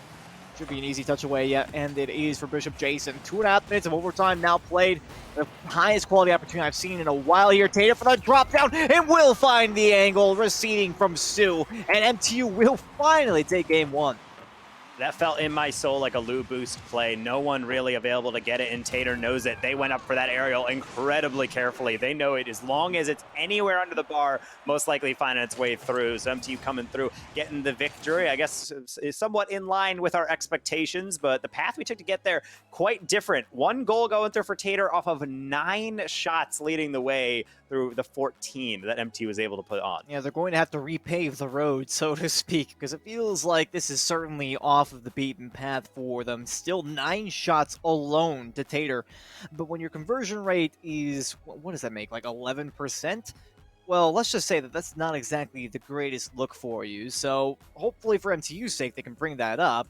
But for Central Michigan, this was an amazing performance. The fact they were able to hold on defense and get a couple of spare attacks here and there was rather nice. And I have to say, their forays into the offensive end, again, using that individual to lead the way, it's a strategy that I see is not terribly uncommon if you're trying to break down the opposing defense while still safely maintaining your backline. So it's not a terrible strategy, though it may not succeed nearly as well in the future here. Yeah, and I think that's the one thing that I'm really shocked by MTU is that normally Tater is a player who likes to take the ball on their hood and try to make all the plays happen. And I felt like they were just trying to play that ordinary Rocket League. You hit it around the goal, you're trying to force mistakes, and it did work over time. But Central Michigan, I was really impressed with their offensive capabilities. This is not a team just trying to scramble any shot on target and they might get a gift or two. They're actually genuinely building organic chances, and I think I like their chances going into game number 2, but they need to bring some of that game 1 flair and confidence. As MTU have enough to fend them off? I guess we'll just have to wait and see. That early shot not going to trouble Tater at all. We're going to be back under the orange half as they send it right on back with a little bit of ping pong. The question now, CMU, do they have the tenacity to get back into this series? Or will BM2 runs away with it? Stu tries to put an answer to that question immediately here.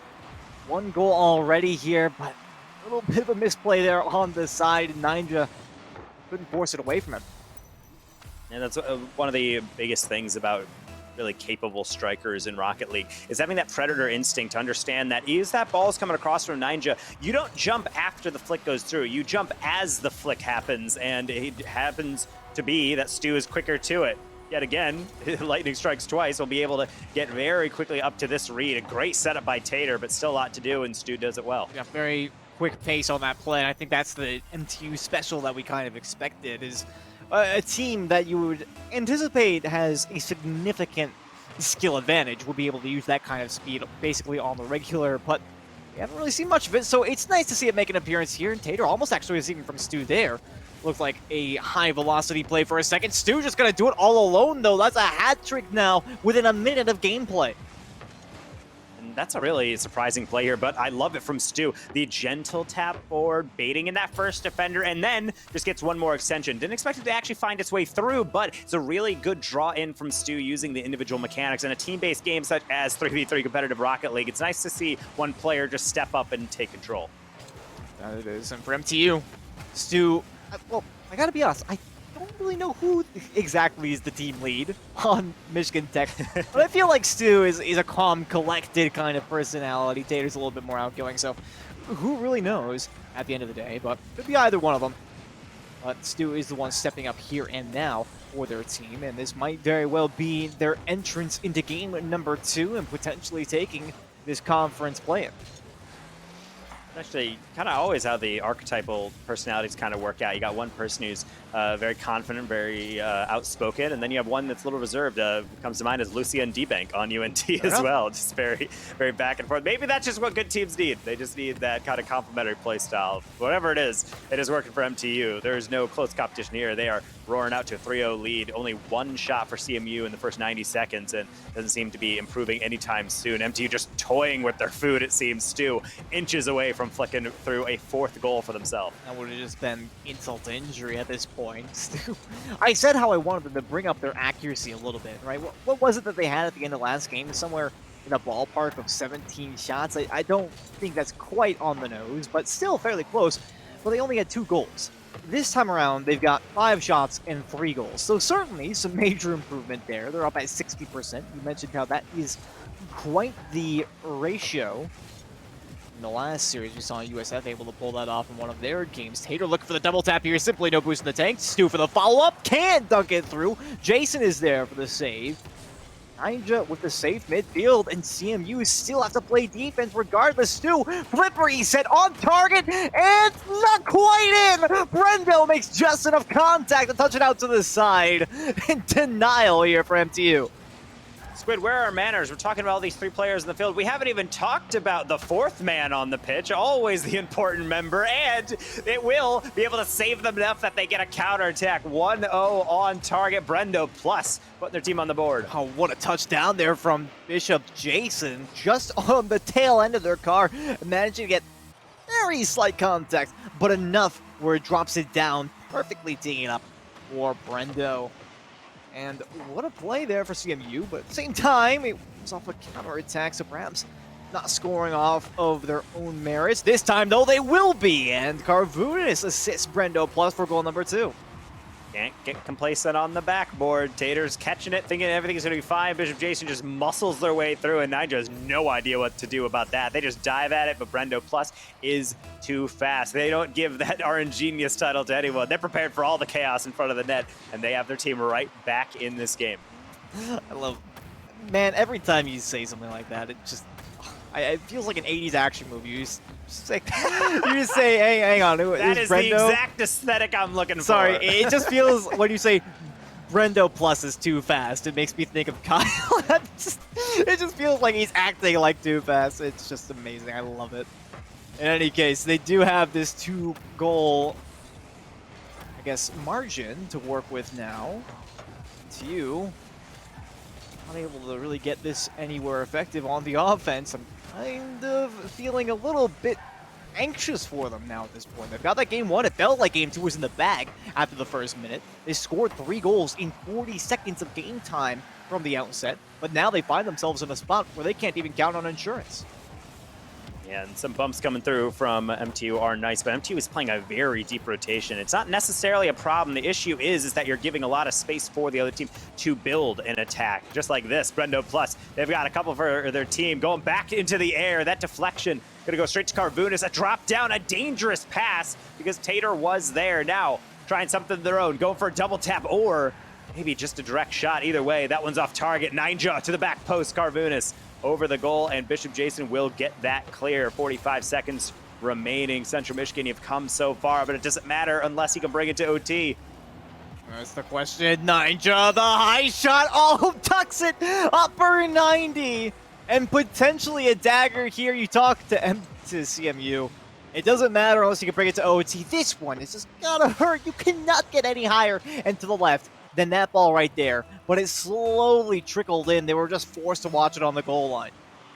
Talk about picking your spot. Ninja jumped, and I'm surprised they still even had their flip. They were just trying to get any piece on it, knowing that they don't need a weak shot. It just needs to be somewhere somewhat awkward. And top left corner is a great way to do it. I'm sure CMU holding their breath, hoping for a post. But the fourth man, they're out to lunch. They're not available to help you this time. 20 seconds remaining, and we're going to have to see really how MTU close this game out, because it seems like they've mounted the comeback. They have that resilience, and there is the skill I'm looking for from Tater. All that respect from CMU. Triple commit, but not going to do him any favors. This game is over. It was a valiant effort, but it seems like MTU taking game number 2 and just 2 away from marching on to face off against Akron in the conference championship. They might be starting to ready themselves to pull out the brooms at this point.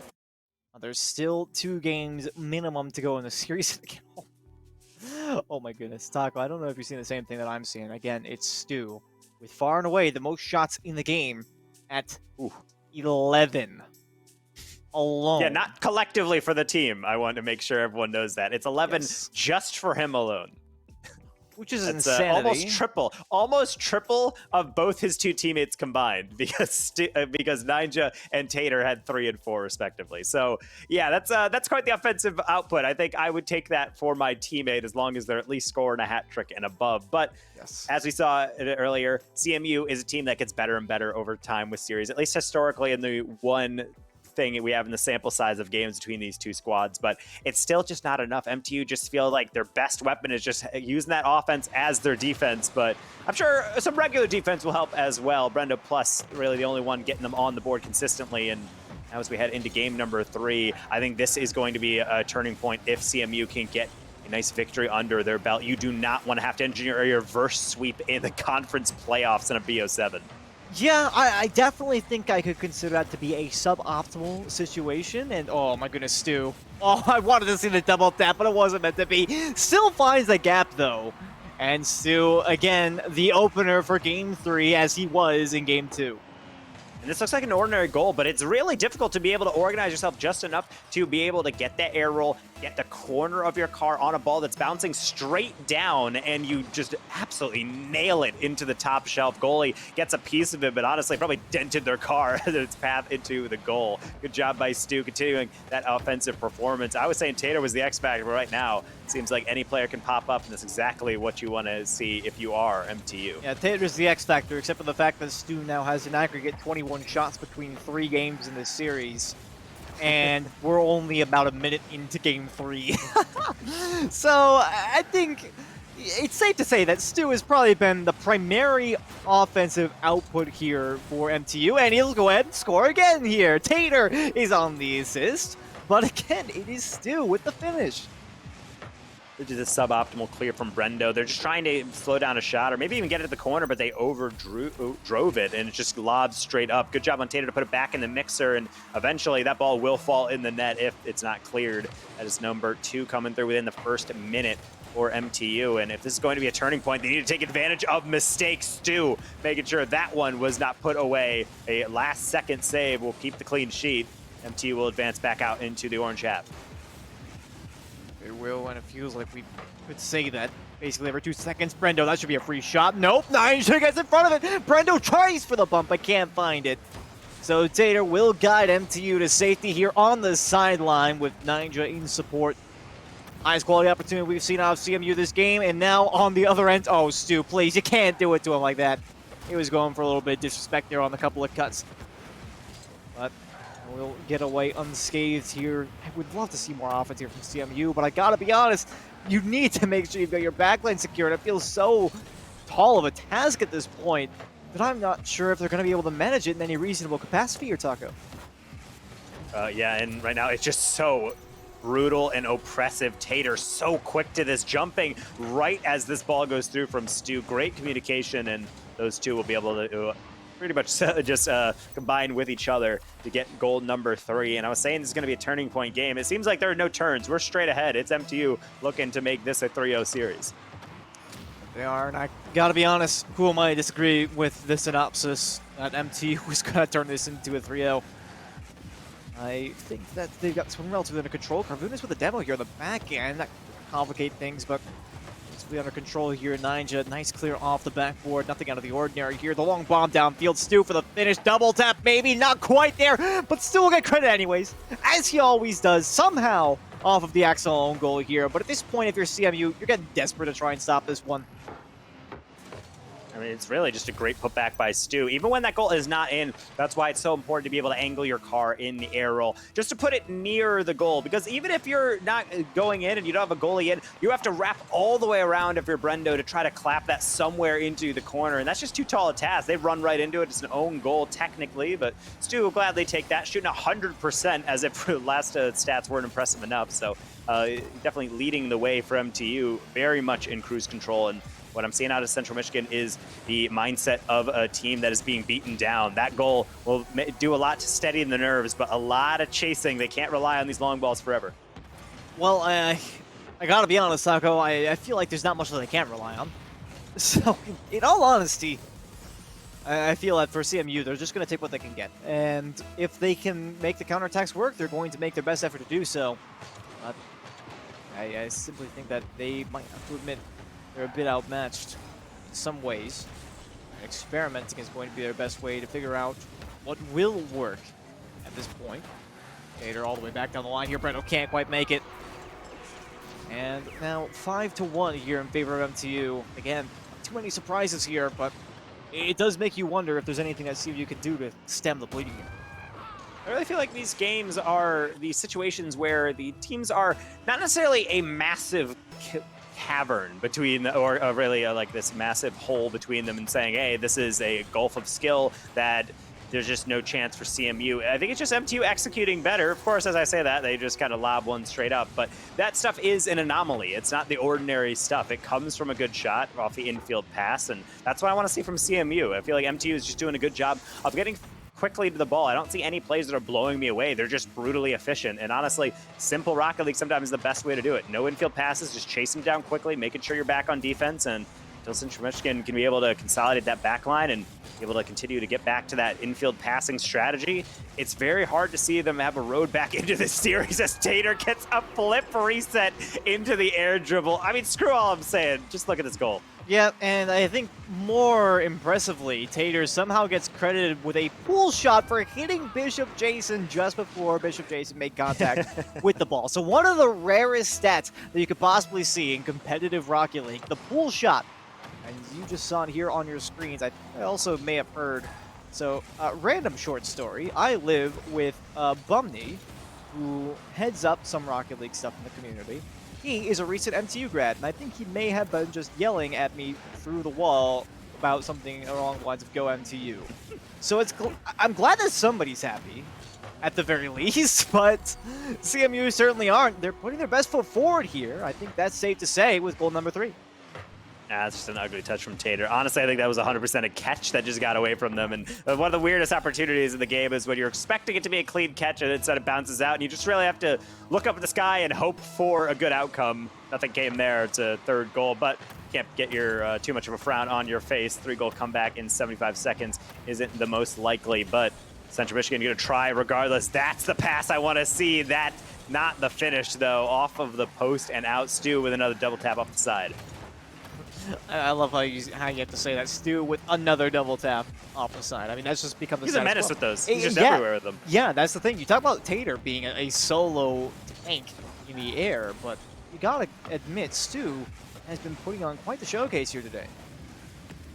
Oh my goodness. And they're all just stat patterns. Never mind. Look Wow. at the respect from Stu. Oh, my Doesn't want to goodness. put another one in. Honestly, out of the selfishness. I gotta be honest. This, Stu, clearly selfless. the worst right player there. on the field. Stu, I don't know. Clearly, there's just no denying it. He's just absolutely awful. I mean, watch this possession here on the sidewall instantly gets challenged. I mean, what was he even think was going to happen there? Regardless of the fact that it went directly to Nyjah and then turned into a pass up to Tater. I mean, it clearly was the worst play, but MTU, in all reality, oh, Brendo almost with a cheeky redirect there, but the fourth defender plays on both sides of the field, unfortunately. The final seconds will begin to tick away with nary a hope here for Central Michigan. Game 3 will go the way of MTU, unless they can score 2 goals in 1 second. Right? Technically, you know, would be possible in Rocket League, but you would have to make it some pinch. Goonies never say die, Squid. However, CMU's mascot is not the Goonies, so I think they have to say die. It's a 2-goal lead. Not going to happen. This kickoff coming through, and it will bounce straight down. Michigan Tech moving on to match point. And to be honest, if those shots are on target throughout that game, we legitimately could have seen a tie game from Central Michigan. They were getting a lot of space in the midfield, but unfortunately, that slow start always what ends up sinking teams. I feel like I've seen this game in 1,000 different iterations, just with different teams in. One team is really carrying the load, and then they kind of back off. They play a little complacent. The other team starts getting in, and the other team in the lead starts saying, okay, we should probably pick it up, but then it's too late. The momentum is swung, and then it's at the point where basically what point is that momentum swing? Is it halftime? And it seems like with Central Michigan, it was with a minute remaining, they started playing really well. That's just not enough time. Keep yourself in the game, play solid defense. If your passing is as good as it is throughout the rest of these games, that goal will come, but you need to make sure that Michigan Tech isn't just dominating you in the air. Yes, and I'm in complete agreement, I think, which is to say that I would love to see a comeback here for CMU. Do I expect it? Not at all. I mean, a 4-game streak here against an MTU that has historically been very strong in the mechanical game, it just does not seem likely. There is the off chance. But if MTU do start out fast here and gain that early lead, the likelihood is that they're going to be able to keep their foot on the pedal at least enough to close this one out. So game 4 now on the horizon here, and Central Michigan have one of the largest tasks ahead of them that you could possibly ask for in the competitive setting of Rocket League. I guess it used to be, up until the best of 3, best of 7s were introduced, Taco. The reverse sweep, as they sometimes call it. Or would However, it be, yes, the we reverse are. sweep? If you're, I don't know. yes. Whatever the answer is yes. We are sitting down and looking at a regular reverse sweep in this best of 7. And to be honest, I still think they have it in them. They just have to make sure they play defense. I don't know if they're going to be able to actually complete it, but I would not be surprised if we see a game get take off MTU, but it's really going to have to start in the backfield. One of those classic squid rules of Rocket League, or whatever the terminology we've decided to Squid put that on the moniker. Squid strats for Rocket League is make sure the defense is secure first, especially on that backboard, or preventing these air dribbles. Stu with all the time in the world, and they make the most of it. Yeah, well, you know what I love about your analysis, Taco, is that you said it like it's such a simple thing. It's like, hey, they just need to start on defense. Except it's Bishop Jason alone in a 1v1 against Stu and having to avoid a demo from Tater right at the start. So, I mean, it's not that simple as just, hey, play defense. Wow, I didn't think of that, Taco. I should really do that. It reminds me of back in season 1 when people actually realized that defense was worth playing at the first time. You end up getting people sitting in the net all game. But I'll digress from that for now. The point I'm trying to make, obviously, that Central Michigan, despite the fact that they could clearly afford a little bit of strengthening on their defensive side, it feels like it might be a moot point if Michigan Tech keeps coming at them with these incredibly strong mechanical plays. So perhaps they're just trying to divert all of their resources onto the attack, and perhaps it'll pay off. Not this time, though. And honestly, this is where I'm really getting worried. That ball that went across, it's on the backboard. There is no read that you can get a second man. There's no third man back, and yet they're still going for it. And they try to get a shot on target, and there's just nothing doing on it. I want to see Central Michigan be able to look for more high percentage opportunities. If they don't have the initial read, back off, get boost, and then go back in to hit it back in. That's what offensive rotation is about, choosing when to be aggressive and when to play that passive role to be able to keep possession. I don't see that out of them, and I think that's a big reason why we just see occasionally some shots coming through, but ultimately it's just a shot or two, and then they immediately retreat, where meanwhile MTU is just coming down and getting really quality opportunities because they're picking their battles or making their own battles. Tater with a brilliant keep in, but not going to be able to follow through by Stu, and here comes the counter. They need this one desperately. Bishop Jason to the backboard. Carvunis, though, cannot make the read. I think that might also be part of the difference maker as well. You talk about picking your battles, but I mean, you can't deny the mechanical consistency for Stu and Tater is simply outclassing their opposition in a couple of ways. So perhaps there is potential. Obviously, CMU, they could outclass their opponents, but I just don't feel like today is the day for them if that is the case. Well, they do still have a reasonable chance here. We're only just past halftime. It's only a 1-goal lead here for Michigan Tech. Nobody has the answers just yet. Tater, huge pickup here to the midfield. Ninja forces one out to the side. Stu now over towards Tater. Perhaps just trying to put together a passing play. Perhaps they just don't want to step on the gas too hard here. But I gotta be honest, laying there off the midfield, especially with a 1-goal lead, doesn't seem like the play for me. No, and at least right now they still have that lead. It's all about making sure they get one more on the board, just have some security. I think that is the style that MTU is looking for, but they can't get too eager. They might have a sweep, and of course he comes with some confidence, but all these games, it's individual efforts. All the resets between games are so important, and of course the backboard defense is important too. Stu had so much time to build up and just nobody on the backboard to be able to slap that away. Wow, you know, that's so wacky. I'm sorry. I was just thinking again, squid strats. It's all you gotta do is you gotta follow squid strats. CMU, they failed in that instance, so they got punished for it. I think it's just frustrating that not all teams have bought your Guru self-help book for Rocket League. It's really something that could, I feel like it really could have helped them, especially because all three players there for CMU are on the goal line and none of them are on the backboard. Yep. It's a tough thing to see. Same with this one. They're so tantalizingly close, but Bishop Jason's going to get rejected by Ninja. Brendo Plus, who has really been the player to advance so often for the Central Michigan squad, continues to get rejected, and the 2-goal lead with 60 seconds remaining and their entire series lives on the line. They don't have a lot of time to kid around. They need to have something happen, and they need it right now. How about with Carvunis, a pinch off the corner, the pre-flip. It's past Tater, but it's only straight down. Stu to the sideline. Such a deep rotation from Bendo Plus. They will not be able to help out. Another clear will go down to tick some more precious seconds off. I understand half of what Brendo is trying to do. Obviously, any additional damage done at this point would be deadly. This one, it's defended by the 4th player on the field there. Brendo can't get the read back inside. Demo's coming out desperately here. Bishop Jason can't get it past Ninja. They are trying their hardest right now. Tater off the backboard. This has to be scoreable, but they can't beat out Stu to that ball. And now only 15 seconds to go here. CMU, almost no hope as blue players surround the ball. We'll get one more shot here, though, towards the backboard, but Stu is there, and that should close it out. Over to Tater, and to finish the game with an MTU goal 4. Go-ahead goal, 3-0, the final score here, and a complete 4-0 sweep here for Michigan Technological and Taco. Can't say I'm too shocked with this one, but it was still a nice performance from CMU, to say the least. At times, there are moments as a caster where you have to be optimistic. You have to build some narrative, some hope into the storyline. And I, of course, do that in some series, but I genuinely thought there was an opportunity at times for Central Michigan. It seems like there's these moments where it seems like they're clicking, they're rotating through, but then I see some doubles come through, and I'm like, okay, maybe cut that out. And then I see no on the backboard. I'm like, maybe that should also be cut out. And just over time, there's too many things there. It's going to collapse, and there's just an avalanche of offense eventually from MTU getting their victories. The game's got smaller in margin, but ultimately, I think the flow of the game was still always in the Blues direction, and they're going to get that clean sweep. And it's a nice statement to have, especially because winner of this one moving on to face Akron, the old men on the mountain, so to speak, for historically a lot of the Eastern Conference. Yeah, well, you say that, but they did just get booted off recently. Well, actually by everybody, really, because they didn't even make it into CRL League play. So Akron, they were the mighty hero, now fallen. But, well, we talk about that at a different time. For now, it's about MTU. They move on to the conference championships and to face off against Akron. And I think that's really the story that I want to talk about. Ninja coming in on this roster.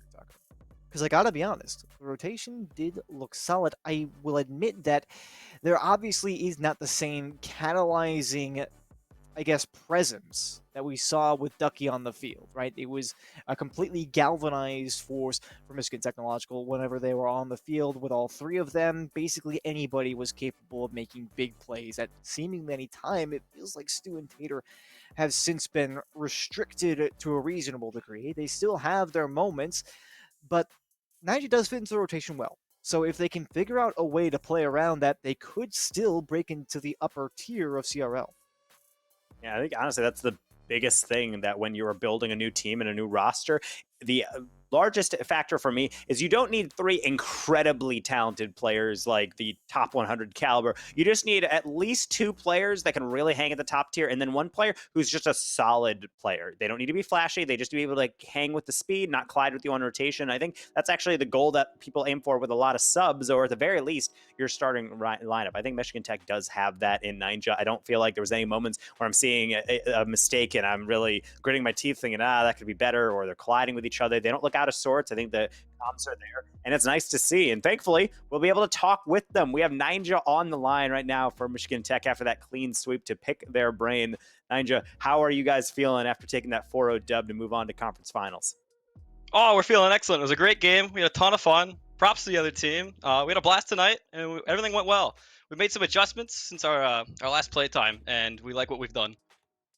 Well, I mean, you sound ecstatic, so very excited right now. Which is ironic. We were talking a little bit about the personalities of Stu and Tater on the team. I think we can kind of figure out where you're coming from there. But I think the question for us right now is, obviously, how does it feel for you fitting into this team? You know, there were a couple of big shoes to fill, but it seems like the rotation is going great for you guys from what we can see. And I gotta be honest, you know, I've seen a lot of players in your kind of position that have grown into amazing assets for any team. So how are you feeling about that overall? Can you envision the future here for MTU? Oh yeah, absolutely. Coming in here, it was certainly scary moving up from sub to a starter, especially some of our greater players, and they're just incredible. So stepping up to the plate and becoming sort of this glue for our team has been pretty tricky. But moving forward, rotations have started getting smooth out and putting in the time for the mechanics, and we're looking forward to the future here, and we're hoping to really show off in this tournament coming up here. And so looking forward, at least within the tournament, is that you've gone through the round robin, obviously, and you're able to go round by round and try to play against all these different squads and be able to get ready for inevitably Akron in the conference finals. Do you guys feel like, when we talk about Akron, there's a system in place? They always come really collected, and they feel like they're all on the same page, and it takes a lot to take them down. Do you guys feel like you're at that level, or do you guys always feel like you're improving series by series and trying to come together with that chemistry and that cohesion? Oh, absolutely. So since the first time we played them, we've just taken a step back and realized that we need to play just a more solid game, and so we're taking it back to the basics to make sure that there's nothing that they can punish us on, because they really like to capitalize on all our mistakes. And so we're going to try and clean that up, and we'll be ready to take them when the time comes. I mean, on that note, I gotta ask you, I know that Tally's been doing a lot of work with you guys as a coach for Michigan Tech. So have you guys been able to really fix up a lot of things that have perhaps come up since, for instance, the summer series for CCA? I know you guys actually did quite well in that, or at least had a reasonable bid in the competition. So have there been a lot of those things that you've been able to clean up that perhaps you haven't noticed before? And I know you said you've got a lot of confidence in your changes, but has that really helped? Oh, absolutely. Tally's been just incredible for me personally, coming from onto this team at the GC1 level and shooting up to GC3 in a relatively short time in the Rocket League scene, which has been just incredible under her guidance. So she's definitely going to help us get a lot further than we ever thought we could ever before. It seems like you guys are confident. And obviously, you have to be ecstatic. 4-0 going into the semifinals is a great thing. It's always kind of weird to have a huge, drawn-out series and then have to slug on to the next one against a tougher opponent, quote unquote. So you guys doing well. I'm glad to have sit down with you. We're going to let you get back to your evening, but do you have any shout-outs you want to give to anyone before we let you go? Oh, absolutely. Thank you for having me. I'd like to shout out to my family and my little brother Luke, and all to my team. They've been wonderful. It's been just a great joy, great journey. All right, Naja, have a fantastic night. Congrats again, and we'll see you in the future. Thank you. Oh, what ecstatic young man after that game. And I mean, you got to feel it. We were talking about the thing off camera as we were leading to the series. God, Ducky was a fantastic player, arguably the best player on that team and one of the better players in the East. And they leave the team. Like, man, what does the mentality have to be for the sub? We've seen it on UNT. We've seen it on other really big teams, kind of like UTA having to fill in some other players, UT Arlington. And it just doesn't happen. So glad to see all that stuff coming together. But that's going to do it, actually, for the Collegiate Rocket League section of the NACE Starleague broadcast. Squid, always a pleasure sharing the booth with you. Unfortunately, our third match is canceled, but it's been a fantastic job bringing this audience the first two on the night. Yeah, that it has. And I'll be honest, best of sevens, they can drag on quite a bit. So, hey, let's give a little bit more time for the Overwatch guys to do their thing. It's been an awesome night as always, and we will be here, of course, in the future covering more of that playoff bracket, which I'm very much looking forward to, I've got to be honest, Taco, and the conference championships still to come. So there is plenty of NACE Starleague to go. Yeah, absolutely. And that is going to happen on the 13th and 14th for conference championships. But for right now, Rocket League is over. Overwatch has just begun. Please stay tuned to the NACE Starleague broadcast. It's Overwatch after this.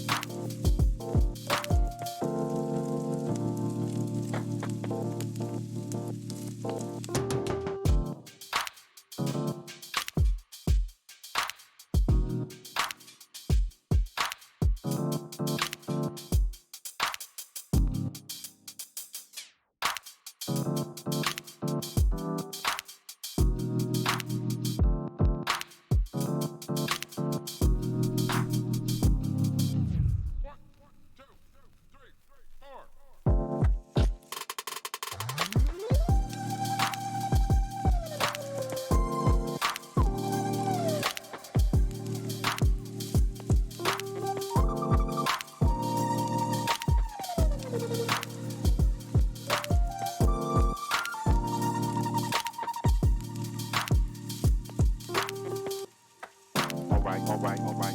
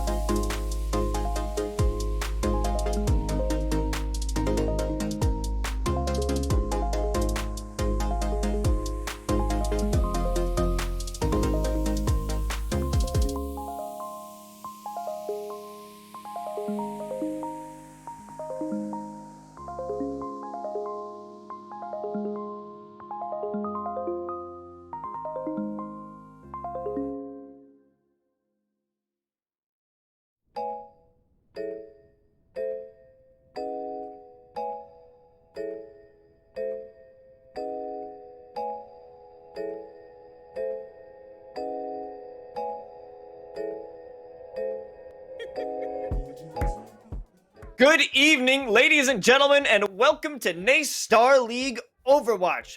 You just experienced some awesome Rocket League matches, and now we're going to continue that action with two vital matches for this postseason play. But before we get into that, aren't you feeling a little bit tired as we get into these late night matches? You're not a fan of traditional energy gels, drinks, coffee, or caffeine pills? Now you can have caffeine and great flavor. Gummy Shot gummies are made with natural caffeine from green coffee bean extract, real fruit, and high in antioxidants from vitamin D. And these gluten-free gummies are free from gelatin, soy, and artificial dyes. Each Gummy Shot Energy gummy has 75 milligrams of plant-based, fast-acting energy in each gummy. You can customize and decide how many you want to eat, either 1, 2, or 3. The bold and original flavors made with real fruits include sweet and juicy elderberry, tropical, brimming with delicious pineapple and mango flavors, and the all-new Valencia orange to satisfy that citrus craving. Each product comes as a 3 or 8-pack and are available on Amazon. Click the link below in the Twitch panel to order. Gummy Shot gummies are made with plant-based energy with labels that you can read and understand. These are made with green coffee beans, real fruits, high in antioxidants from vitamin D. Now, if you're looking for those Gummy Shot products, either click the link below or check them out on gummyshot.com. And I didn't even introduce ourselves because I was so amped up on that Gummy Shot energy. My mistakes. Apologies. LaFon, of course, who is joining us on the desk, and me, I'm Los. Welcome, everybody, to NACE Starleague. We got our 2 conference play-in matches tonight. How are you feeling about these very important matches to decide the fate of who will move on or who will end their season right here, LaFon? Well, I mean, that's exactly what I'm looking forward to, right? This time of the year is always pretty special because you have to win, right? There are no more excuses. There are no more second chances. Lose and you're out. Win, you move on to stay alive for another day. So, Los, we do have a lot of action underway here today. We got to start off, of course, with our first match as we get a look at our second and third seed here in game number 1 between, Loras University and University of Kansas, I think here it says. So yeah, we are good to go. I said that like I didn't know the teams, which is completely false. We spent so much time prepping. Anyway, I think it might have been an issue of like, wait, how do you say that again? How do you say Loras again? Yeah. You know, I fun could fact, use LaFon. I could use one of those gummies. It seems like. Absolutely, fun fact, LaFon, Lourdes is my mom's name. So I knew how that was gonna go. But regardless, we gotta not get sidetracked because we are about to embark on a nice journey, an exciting journey ahead as we figure out who is going to make it through the Midwest play-in. This is going to be a very exciting matchup. And to start it all off, we gotta go to the place that we call home here in NACE Starleague. Obviously, we're kicking this series off going to Lijiang Tower. Yeah, I mean, as you saw in the opening shot, I was already on Lijiang Tower because at this point, I may as well just go there before we even know where the teams are, chosen where they've headed to. So that's a little fun fact we got going on here. Again, I called out the players, I called out the teams and said, what if we didn't go to Lijiang Tower for map number 1? And so far, only 2 teams have agreed to not go there, but Lijiang Tower it is. I feel like we should just ignore what the players want and we decide what the map should be. Right? I feel like we get in trouble if we do that. I feel like we get in a lot of trouble if we do that. We have the power to start the games as casters, but who would have thought we might have the power to change the game as casters? Beyond the caster curse metaphysical impact there. Yeah. I mean, we'll get into the philosophy of what we can and can't do in another time. We got to talk about the game ahead of us right now because it is going to be incredibly important, right? We already, hinted at the fact that a win here is mandatory. You don't have a choice. You don't have a second chance. And so, we said already that it's the second and third seed, pardon me, that are facing off here as they try and, get to the conference playoffs in their next match. So ultimately, a win here is incredibly important. And as we get set to get underway in just a moment here on Lijiang Tower, this is going to be it's almost rote at this point, but this first map is so critical. If you can get in your best of 5, you can get that first map off early, then you're in a good position to continue the rest of the series. And with how practiced teams are on this map, there really is no more excuses. Of course, and the fact that we are in the late stage of this entire league, that there are going to be no, I guess, mistake, or maybe mistakes, but there won't be any low-level play. This is all the best of the best that each conference has to offer. So it's definitely going to be interesting to see how these squads are going to represent their conferences, as we start with an absolute brawl right here in the top center. And we're trying to have some aggression coming out from Lourdes University, and Shinsei and Mango start this action and get it popping as they are just causing absolute havoc in this center. The Immortality field goes down, and so do a lot of other players, as Lourdes University is currently having some control of the objective. Incredible aggressive showing there, Los, right there. Don't wait at all for, you know, their opponent to walk back in, and that's going to be the first fight hold. A very aggressive start, and that's going to be the Riptire is going to be online, as to the Amplification Matrix in just a moment. It's going to be this first fight off the back of CJ. If you can get this out early, then it'll be a big difference maker. And here they come in, trying to come back. It's going to be a big accretion over into the shield, but it won't be enough, as we have Shinsei coming in through the flank and taking out multiple players with serious damage, and they will just continue to be pushed back, not having too much potential getting onto the objective. Vanilla fight win. Love to see it. Okay. They're not... This really shouldn't be any efficiency. It's going to get a little bit of ult charge for Lourdes University, but ultimately just more of a delay tactic than anything else, and they don't even really get up to those impact ultimates immediately. However, the Riptire in close is going to be something to keep an eye out here. I don't think they've blocked this at all. No, oh my god, with a huge 4-piece right there, along with another one over onto the Sigma. That was a massive play coming out from Shinsei. So not only did they not clock it at all, by the time they noticed, they were already all eliminated. So that's going to be a reset, and keeping an eye out here on Magic. You have to pay attention to your flank right now. You have to. No way with the Earth Shatter. It's going to come through and leave everyone on there behind, as Magic with the massive Earth Shatter just makes it even more difficult for Kansas to try and push through. All right, once, shame on me. Twice, shame on you. 3 times, something has to change here. This is not looking good. A teleport to get behind again, using the Graphitic Flux to put them out of position, but it's going to be a return of fire with the Earth Shatter. They may have gotten a little too bold onto this fight. Yeah, that one also doesn't... It's not aided by the fact that Magic decides to literally charge off the map with no one else. And so becomes... They do get there. They do get there. They're going to get there. But what? Did you sound barrier? They're committing to this fight when they're already up members? I mean, they're going to get the point as well. They should, but that is way more expensive than it had any right to be. That was a little bit of an overcommitment of the ultimates there. A little bit of, I wouldn't go as far as to say a waste, but not too necessary to secure that. But they will continue to just send out some spam to stop anyone from coming through. But we will see if that continues, as there's going to be an upper hand advantage. He's going to use the Riptire. Doesn't make any connection, however, will be Fuwa who's starting the action, using the Photon Barrier as well as their turrets to keep some damage at bay. Graphitic Flux coming out from EaUCD does manage to take one down, but Biz is doing some serious business with that beam. It is so strong right now, and it's going to rip apart anybody who dares enter this objective. That was uncontested. The Symmetra gets up to max energy, max charge, and is able to clear out the objective no matter the cost. Trading 1 for 1, you only need an extra initial, play in or elimination on your side if you're Lourdes University, and they make it look easy, in all honesty, on that first round. And this is a good start for them.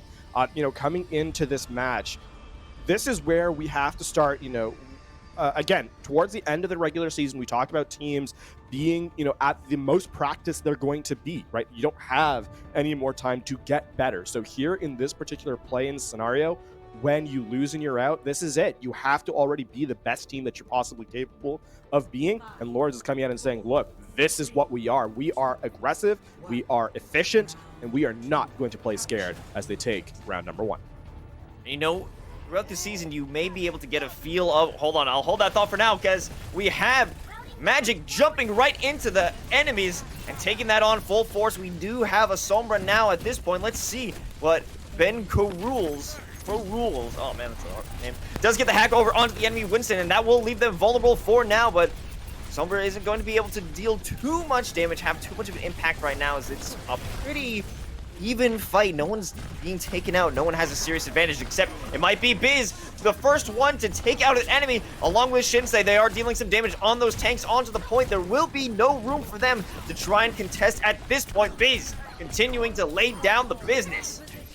This composition that Lords University is running is all damage all the time, right? This is Tracer and Reaper are both the high damage characters, and playing them together means you have no respite. University of Kansas needs to play off a hack. They need this hack to find value. Otherwise, they simply have a weaker composition.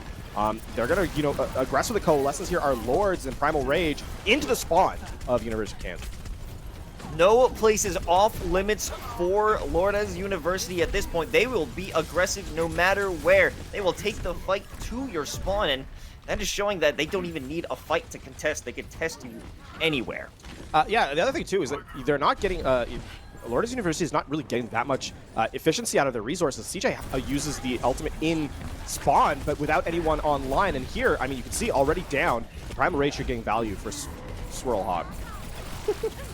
Or at least it was, after they're falling right off the map, utilizing that. Do knock some players around, and I don't think they knocked anyone else off but themselves. Now, Ella is getting knocked out of the Diva Mech and is just going to be bullied at this point until they're able to SD. Yep, that is going to have to be the reset there. Very efficient now at this, that being said, it's still an expensive fight for our squad in blue, as they have nothing online, not even the sound barrier. So Bencro Rules could find value with this EMP, and well, they have to, because this is a fight that they need to win, right? This is the last fight territory, and that pickoff just heralds the fact that the end of the map is now one fight away for Lords University.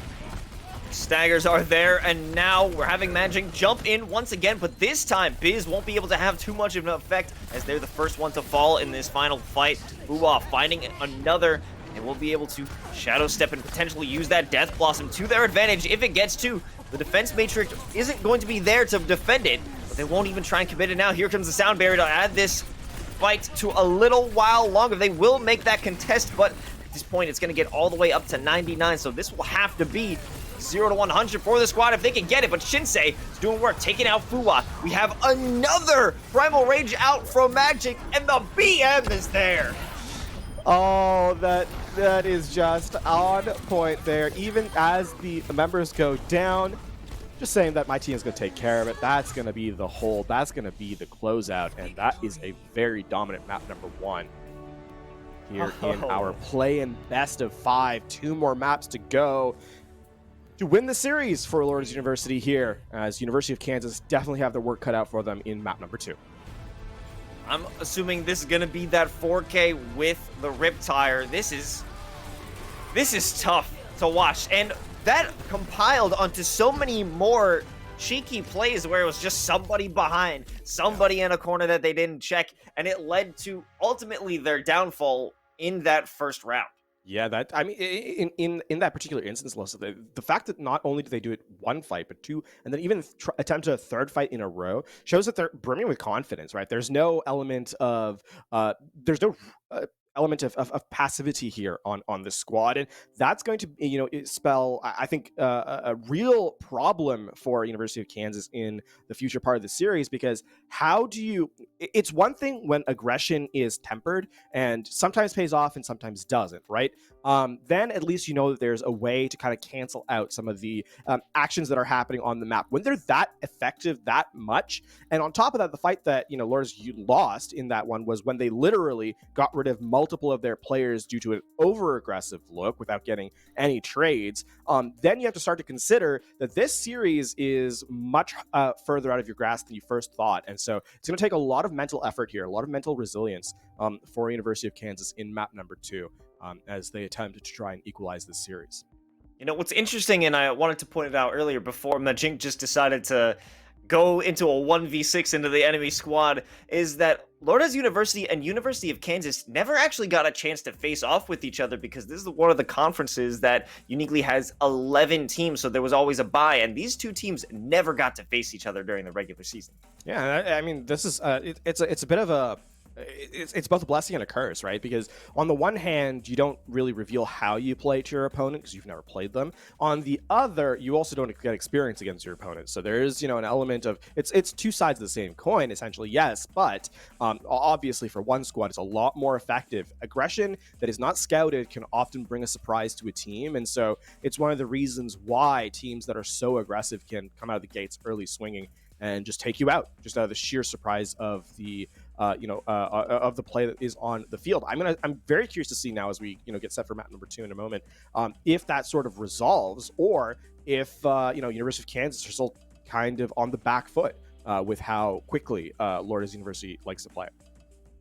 Well, I mean, this is just a very interesting time because we always say Lijiang Tower is the test. It's the litmus test for however a squad is going to play, but it could also be a complete fake out.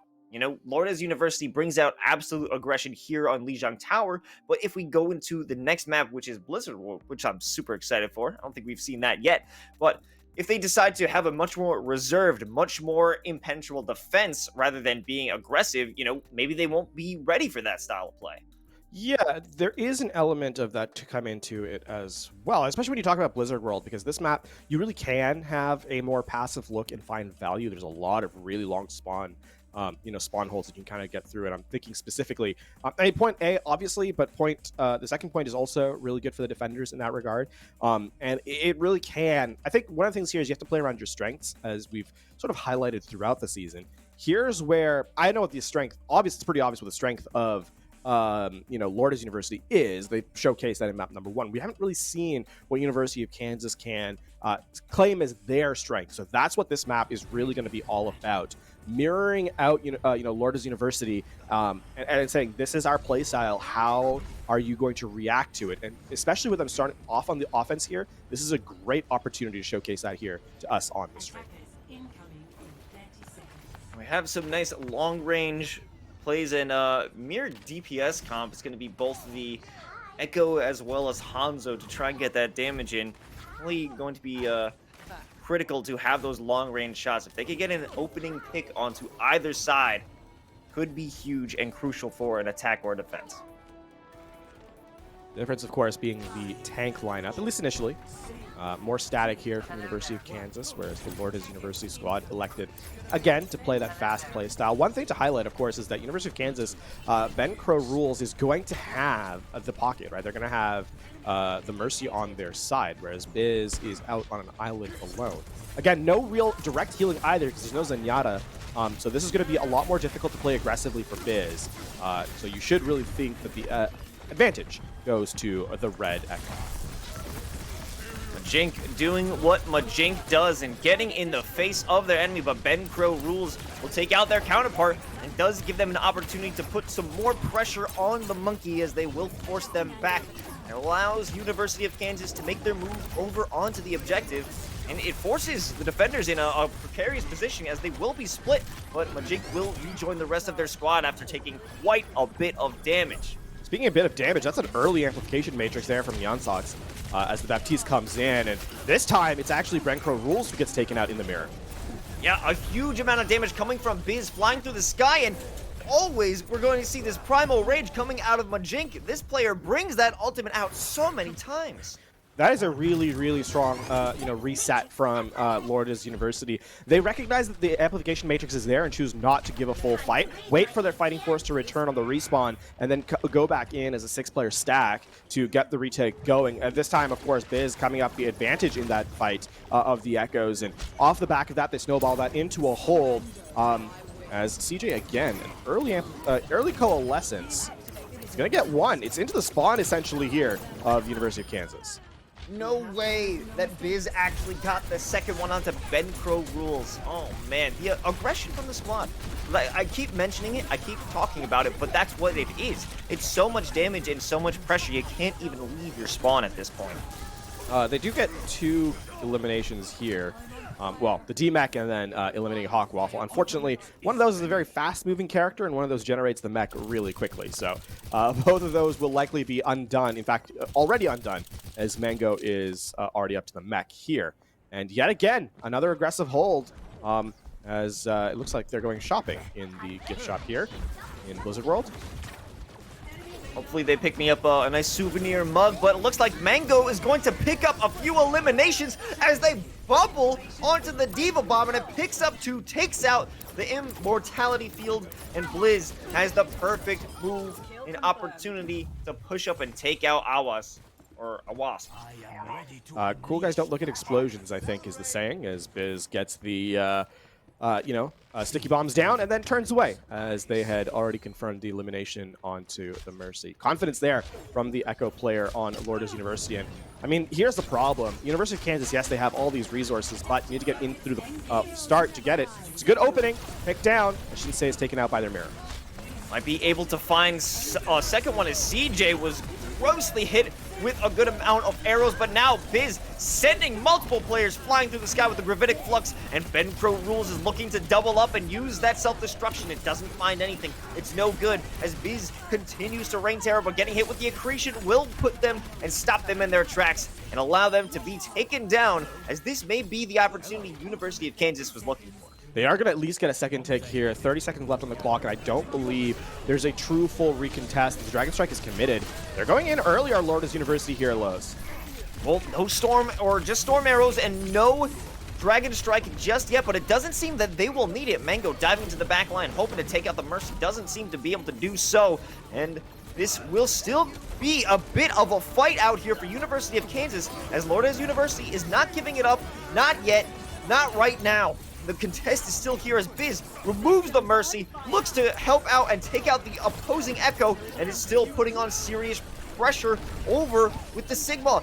Sigma will fall. Ella is going down, and one player is still fighting for their lives. It's gonna be Denizen, who's playing on the ball to try and extend this fight, but I don't know if it's going to be enough. They're going down, the overtime bar is following them, and that will be it. Disaster strikes there for University of Kansas in the name of Hawk Waffle, as they just run it down on the DPS and takes the duel.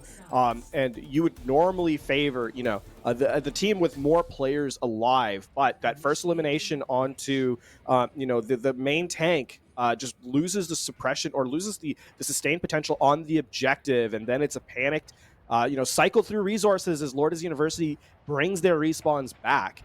And just calm under pressure here, our squad in blue, as they complete the hold. And it looked like University of Kansas were about to take the objective. In fact, it went up to that 99%, more 97% marker, and nearly ticked over, into that second objective line. But University of Kansas now have the position where instead of continuing the map, instead of fighting for second, they're going to have to now head to the defense and prevent, just the first objective from being captured here, as, going down 2-0 in swift fashion would be disastrous for them at this point. We've seen Lourdes University be incredibly aggressive while they're defending, and now it's time to see how they do it as their sole objective here, and it's only going to take 1 point. Almost 3 ticks, and we're heading into a map 3, and I'm going to wager that this will be another map out here for Lourdes University. It's time for magic. It's time to see what you are capable of under pressure, University of Kansas, because you know that Lourdes University is going to bring it. Doomfist out here from Biz. Okay. Are we going to have a pact? Oh, press. No, what? This is either supreme confidence or supreme foolishness, and we'll see We're which being one. trolled. We'll see at the end of the map which it is. We're being trolled, LaFon. Yeah, a little bit. We'll see what happens again if Lourdes University, if there ends up being an overtime push and they're not able to get it, then that will cost them. But in the moment, here comes the dive. Encro taking massive damage. The Immortality Field already out. Biz coming from a flank, finds one and sends another one flying. Mango diving down onto the healers, and it's just a Brigitte left to try and heal the rest of this squad. Nutrition goes out. It doesn't land onto anybody, and Encro does manage to find one on the enemy. However, they're not doing enough to trade out the damage being brought out by Shinsei. Another one falls. However, Biz and Shinsei are doing serious work, clearing the point, and now this will at least be the first tick, unless that Tracer has anything to say about it. Fuwa trying to stall it out and will be supported by Nyan Sox. This is still going on here for University of Kansas. But it is not much more than a stall at this point. Really just a last-ditch effort as it's slowly going over to Lourdes University here. In fact, they're not getting any eliminations. Ella is going to be taken out here in just a moment as well. And the Dragon's Blade, as well as the Meteor Strike, will herald the end of map number 2 here. There's the remake as well, but yeah. I mean, as that's going to be the 2-0. So it turns out that the answer to our question was it is Supreme Confidence indeed. And it ends with a 2-0 scoreline here at the end of 2 for Lourdes University, as now University of Kansas are in the position where if they want to keep their hopes alive, have to take the reverse sweep in full fashion, as they've been fully shut out and are down 2-0 here at the end of map number 2. Well, it's not impossible because they've proven that they deserve to be in this series throughout the season.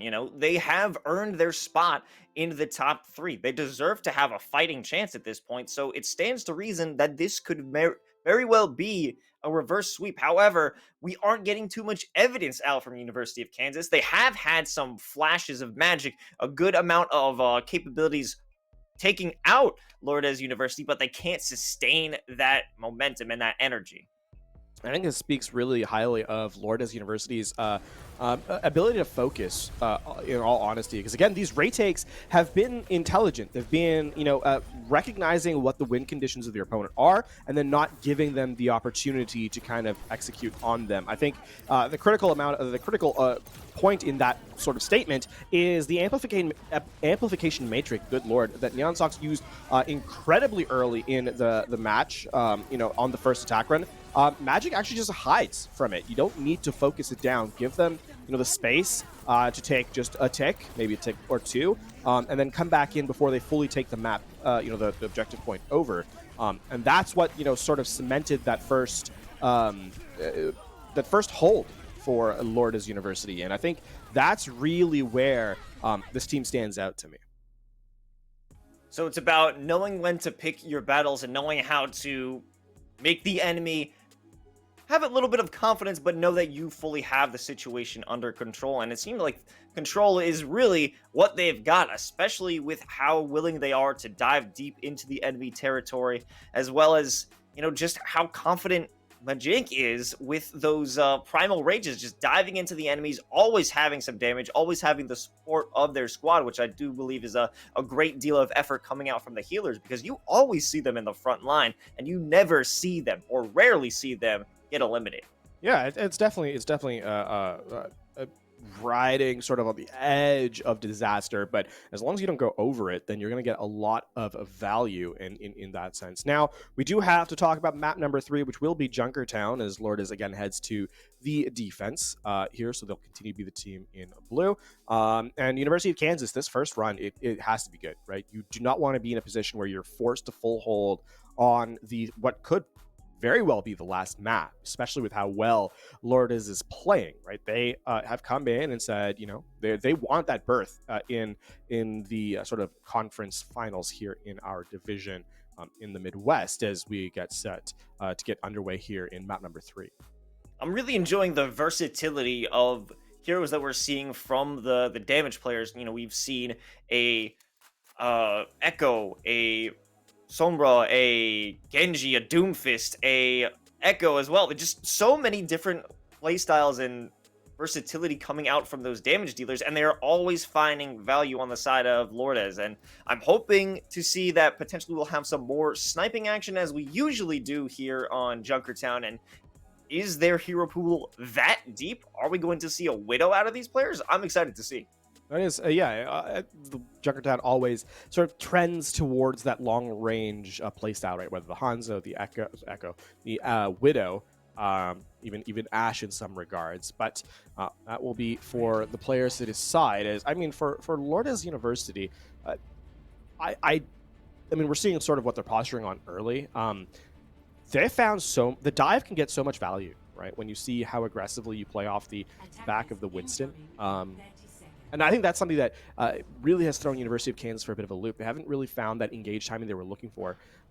Although I will say, this bunker composition, this pirate ship of sorts, could put a lot of damage to that front line for the first time this series.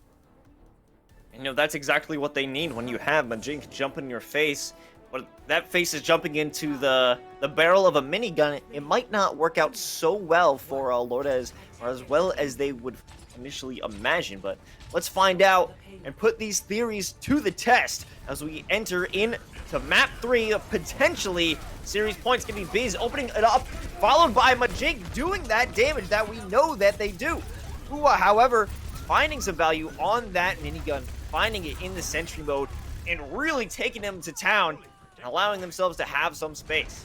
The very critical thing there is that University of Kansas, despite losing a couple of players, make the decision to just go to the objective, get the shield up, get the Bastion in position. And yes, the supports go down early, but the fact is, as long as Fua can get into that sentry mode and get damage down range, then they're able to reset Biz. Gonna now switch over to the Pharah, again pocketed this time, so this is gonna put a lot more strain onto supporting the Bastion as the dive comes in from the Wrecking Ball.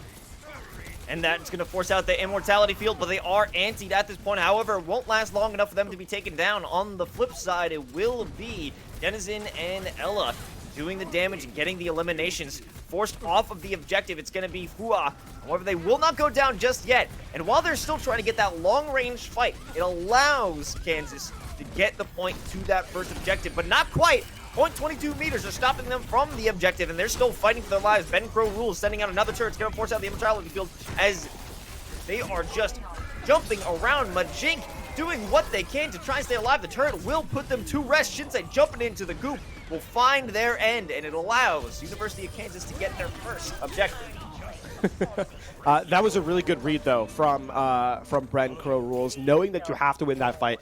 As soon as the Bastion is forced off the objective, right, it becomes a much weaker target, a much weaker character selection. Its strength lies in the fact that you have to assail the objective while it's moving. So committing to that fight 100% makes sense. You absolutely need to win it to keep control. Now, Lourdes University actually going to mirror out the Bastion here as Biz elects to return to that character. No shields, though, for this one, so Biz is going to have to make work of high ground as Hoa has the double shield in their back pocket. This fight is all going to be backboned by Mango jumping right into the center of the enemies, immediately taking out the immortality field as Shinsei with the blade, the nano blade, does damage, but Jinx still causing them havoc, jumping around and hitting them with the Tesla cannon, and that will be a full hard stop on University of Kansas. Yeah, and here's where you'd like to see Fua get, change away from the Bastion. Maybe play one more fight with the ultimate here, but it's so hard to retake with a Bastion, right? This is very, very difficult. A stationary target, right? You can't move while you're in that sentry mode, at that point now it just becomes more of a risk than anything else as you try and walk in. Primal Rage available, but Magic's get focused down pretty heavily. Jumps through the enemies and will have to find himself on the backside again, but actually it works out perfectly because they moved up, disregarding the monkey in the back. However, Ella swings in through behind and does manage to take out Biz on the Bastion. Now they have a lot less damage to work with. Mango going in again for the pile driver, drops the mines down and leaves them in a field of hurt. Will be one to fall, or at least it will be the turret. That's a lot less damage. Here comes Shinsei diving in the back again with an nano blade. He does go slice and dice, but it will be Majink who does the majority of the damage and elimination. Shinsei's not done yet. He's looking to find and chase down Fua to stop them from getting back into their spawn. Just going to be able to escape barely. And you can see what I mean about how difficult it is there, right? Everyone's kind of forced to stay on the high ground. You can't rotate with this composition. And Lourdes University makes it even more difficult with the application of the minefield. And then a brilliant anti-nade from CJ as is chilling in the corner, hiding and saying, come to me. They're about to walk right through into the turret, but he's got the trigger discipline of a Saint, finding one. Another one's going to be slept, allowing him to change targets, but the focus is there. The focus is real, and they won't be able to escape with their lives. Ben Crow and crew are hit with the anti, but it isn't too nasty to stop them from pushing through as Hua has regained control of the objective, going back to that pirate ship. That's a fortunate moment indeed. The fact that you only get one off that timing is remarkable for Lourdes University's. Wow, Magic with the Primal Rage just gets bursted down pretty heavily. Huge anti coming out of CJ. It's going to give them a chance to try and take things back and get it under control. But CJ is looking to be in a poor position themselves. Magic looking to take the fight to the face of the enemy, but it doesn't seem to be the best scenario. Mango gonna get hit with the stun, and they will still be able to fight here, but Biz, he's gonna actually punch his enemy into the health pack, denying it himself. And it's going to be, continuing to force the fight here on the objective. Both tanks very low. Respawns are closer for Lourdes University, but look at those health pools. This is not looking too good for Lourdes if they want to continue contesting. The tanks are there to try and stall, but the defense is looking solid. They're going to put out the minefield from Mango, and they still have enough health to try and go back and fight, but it won't be good because the objective has reached the next location. University of Kansas just brute force that one through, right? Just continuous damage onto the entirety of Lourdes University. And again, as the supports were unable to keep them alive, namely off the back of being taken out themselves, then University of Kansas win the war of attrition eventually. Incredibly delayed. Time still relatively okay. 2.5 minutes left here as Mango tries to recontest for the wrecking ball. They have clearly read Mango's playbook, but they didn't see what Shinsei was building up to do with the Nano Blade. Finds so many, and even brings the team into a clean team kill. Unfortunately, the Immortality Field can only do so much, and a double-boosted Genji is more than it can really handle there. Both CJ and Hawkwaffle applying the damage amplification to that Dragon Blade to make sure it cuts through. Now, Blizz on the hunt on the backline again. This needs to be, okay, recognized there as the break comes in clear, and it's the front line being taken out meanwhile as the S4 uses this configuration tank. Blizz was actually, that was a pretty sick rollout, hoping to try and get more value, but will be stunned. But they're going to force out the Meteor Strike, but it doesn't actually lead to anything.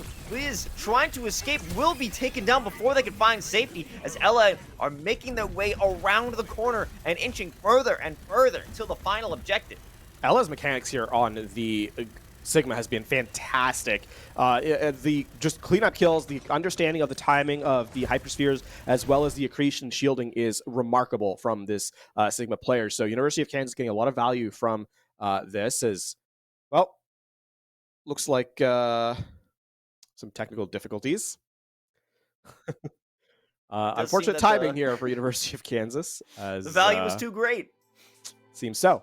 Yeah, this is now 1:08 left on the clock, and they will have to reset here before the next engagement. That being said, I mean, looking at, considering how poor the first two maps went for them, this is a step up in every sense of the word on map number 3, right? They got essentially, was it 37%, I believe, on control in total. And then just shy of the capture on Blizzard World. So they've really, essentially tripled their progress in map number 3 here. And it's certainly off the back of playing this bunker style, which is designed to have teams walk into it. Like, teams that are aggressive as Lourdes are, right? They have to go to the objective, and Bastion is sort of a deterrent in that sense, right? A very strong deterrent, but one nonetheless that has allowed them to kind of roll through this map. Yeah, when Lourdes finds themselves fighting in more open spaces, I think they're having a bit more difficulty. The only time you've really seen that squad find the advantage here on Junkertown is when they commit a grave amount of ults onto it and a lot of damage being focused over onto Shinsei, as we saw in that one major team kill where it was the Nano Blade, as well as Hawk putting on that damage boost from Mercy. So there was so much focus on one player to try and do the work and try and corral them all into one spot. However, in general, University of Kansas seems to have a grip on the situation on map 3. Yeah, it's again, your win condition really shouldn't be just use everything you have to kind of stop out. You have to have better positioning, better, denial. Again, this composition, we talked about this Bastion not being really good once it gets off the objective. So you'd think that Lourdes University would have held the high ground a little bit closer and, played a little bit more cautiously around the fact that once the Bastion gets the objective, it becomes a lot harder to dislodge it, right? And so now this has been multiple fights where Lourdes University had the opportunity to prevent the setup from coming through and just allowed, the recontest to go through. But that being said, that's going to be half the adaptation. That is it. I'm so sorry. But oh, it no. be that way sometimes.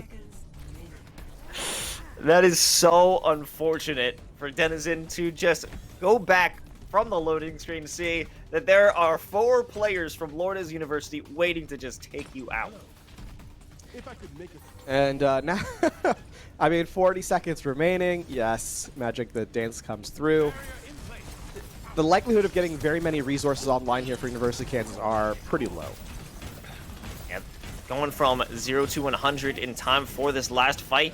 It's doable, but very unlikely. Now they are making their way through this roundabout, and they're trying to get back to the cart to contest, but Shinsei jumping around, causing some damage. Mango as well, swinging from the top rope to just take him down, but there just isn't any chance for University of Kansas to make a move. Yeah, 7 seconds remaining. You just need to get to the objective here. You can see the switch is coming through. I don't know that it'll be in time. Someone does get to the objective, but they're already eliminated, and the minefield is there. Well, That's gonna be it. a valiant effort, Ben Crow. A valiant effort. Only in Overwatch is that term not. You know, we have to come up with something new than a valiant effort. Okay, especially okay. after the last season of the Valiant. Well, I mean, considering all those players were removed from the game, it could be a valiant effort. Considering Ooh. they would be removed from the team rather than, you know. Ooh, ouch. Ow, ow, ow, ow, ow. I don't like that. University of Kansas, though, I mean, this is progress, right? This is a lot of position gained on the map, right? They got through most of third, so if they can get a coherent defense on first, and I don't use that term as a dig against University of Kansas in any stretch. I literally mean as in they make a composition that makes sense and are able to play around the rotations of the aggression of the opposition. Then they can find a lot of success, right? We saw what happened to them on the offensive side. Sure, they technically lost the first fight, or at least lost the first 2 members of their team in the first fight of this map, but were able to come back because they understood their win condition correctly and were able to put their resources into the correct player to get that progress gained. So that's what I'm looking for again from University of Kansas if they want a chance to keep this series going. There were also some great reads against the enemy's tactics, especially whenever Mango would try to do the pile driver behind the squad. Multiple times you would see them get caught out with a stun right away and take a serious amount of damage, forcing them to try and reset or retreat. But now we're seeing Biz get very aggressive, or at least pop up and give us potentially a taste of what they've got in store for us right now. Shinsei just sending out some damage. There is Mango again, and immediately taking that major hit. They're starting to read what this player's trying to do, and now they're coming back in again with a big swing, forcing out some damage. The Immortality Field is going to come out, and it will cause a bunch of players to dive in and take advantage of that use of utility. Now, Lourdes University is trying to make their way through as Ben Crow will continue to follow along with the rest of the squad. Yeah, that is a smart read from Lourdes University. They roll through, they're able to dodge the Bastion long enough, and the damage throughput that comes in is so high that even the Immortality Field cannot allow the defense Neon Sox to get the healing through in time. So now Lourdes University have essentially taken first point. I don't believe there is a recontest available with a composition this slow for the University of Kansas, though Mango likely to be taken out here. Or maybe not. Biz just sending out some damage from the sidelines. The amplification matrix comes through. Biz continues to send out the damage, but will just walk into a flurry of damage. They'll find themselves on the business end of Fuwa. They're holding it down. Nyan Sox jumping around, trying to contest, healing with all of their might, but it just won't be enough.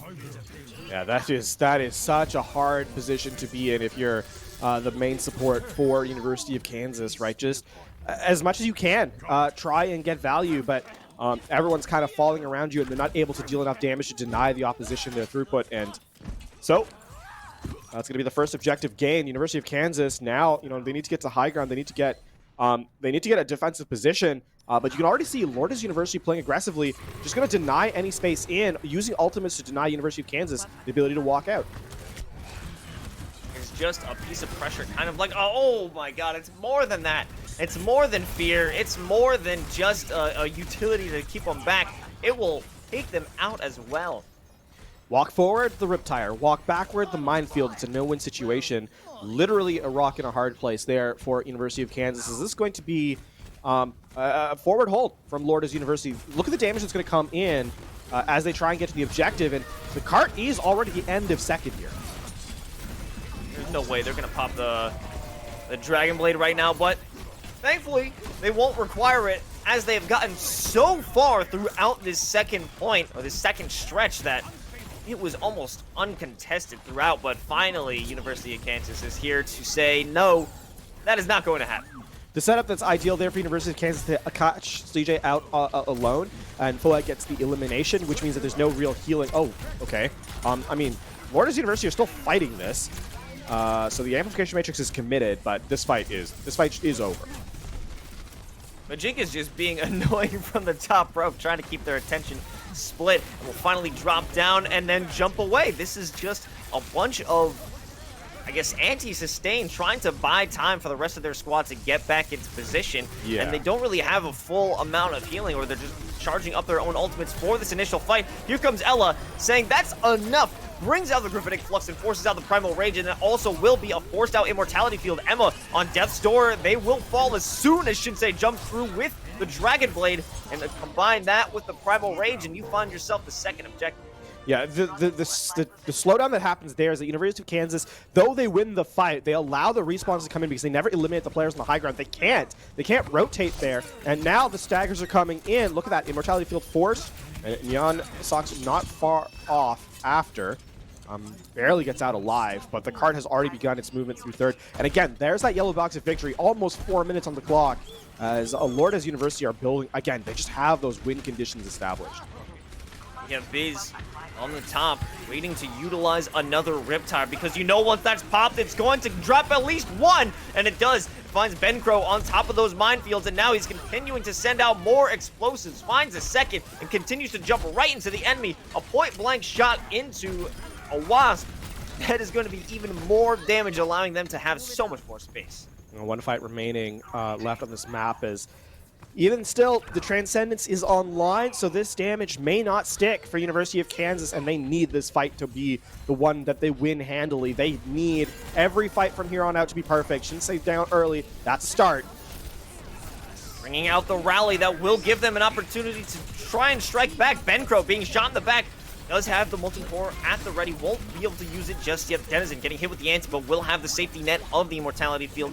That won't be there too long, and they're going to have to wait a long time before they have that Life Preserver.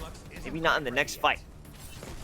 Slowly, the fight gets, taken out a little bit. Biz, though, still finds that angle for the mines to come through. Already up to another Rip Tires. Neon Sox tries to use another Amplification Matrix to slow the match down. There it is. There's no one who's looking to go around that corner, especially not with the Bastion on top of that window. They're slowly just whittling down the time bank that Lourdes University has. Jumping in, it's going to be a Nano Monkey on top of the Riptire. Here it comes, but it's shot out of the sky by Ella. A huge play that saved them from disaster, but they aren't out of the woods just yet. Denizen trying to hold on to their lives and keep Fua in the game. They find the monkey in the back with the Primal Rage, and Fua does put a serious amount of damage, but they're taking some of their own. They need to have those heals on them, and they do. It's 9 stocks. It's keeping them in the game. The minefield does go down for Mango, but it isn't enough. This squad is staying alive. Yeah, this has been just on the edge of disaster. Every fight, their backs literally against the wall. University of Kansas, though, bend, do not break. They still find opportunity in. And curiously, Lourdes University keeps committing ultimates to fights that they have no, real position in. You can see Lourdes University are trying to play for this Nano Blade. You can see Majink taking as much damage as they can without going down to farm up CJ's Nano Boost here. Biz does find a pick out onto Denizen, and this might be the opportunity they needed. The Amplification Matrix is out. The Graphitic Flux finds Hog in the air, and it also brings down CJ before they could utilize the Nano. Excellent recovery there. Their main tank goes down, but the University of Kansas comes in to support the remaining members. It's a good combo.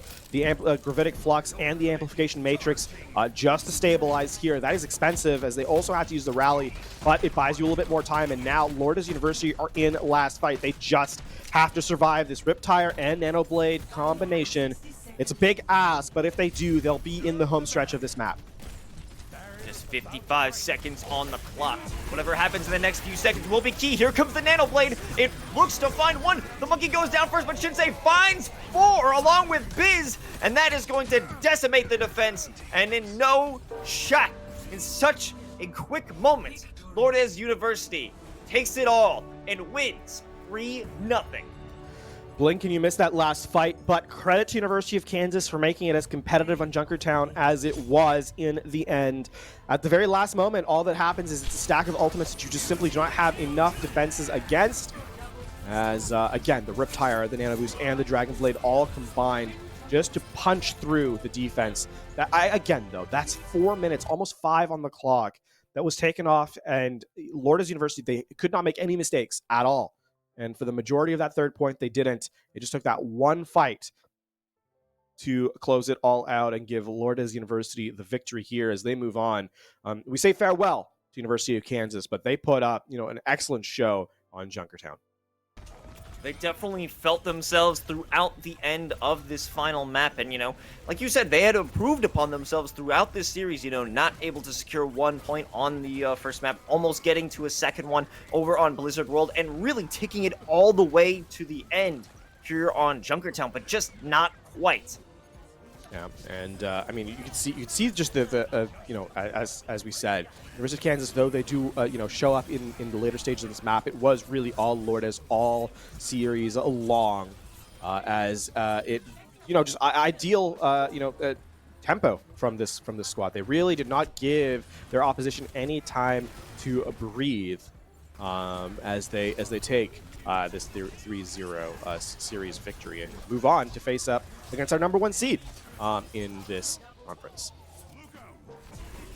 Yeah, I'm excited to see what they're going to bring to the table here going forward into the conference finals. They had done such a great job against the 3rd seed.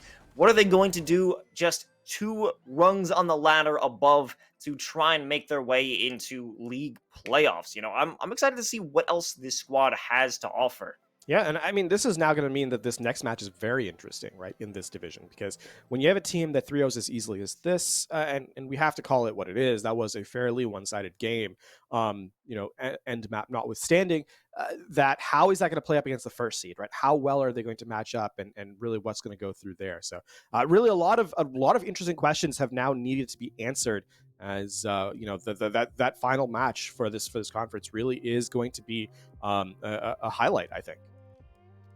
Yeah, there were so many highlight moments. I think every single map we saw, there was a great moment where we looked at Lourdes University and thought, wow, what an amazing play. How were they able to pull that one off? And I think it's a subtle play. It's a subtle play. I wouldn't recognize it as one of the most flashy ones, but I think that contest on the second point of Junkertown really speaks to how they were just outplaying University of Kansas.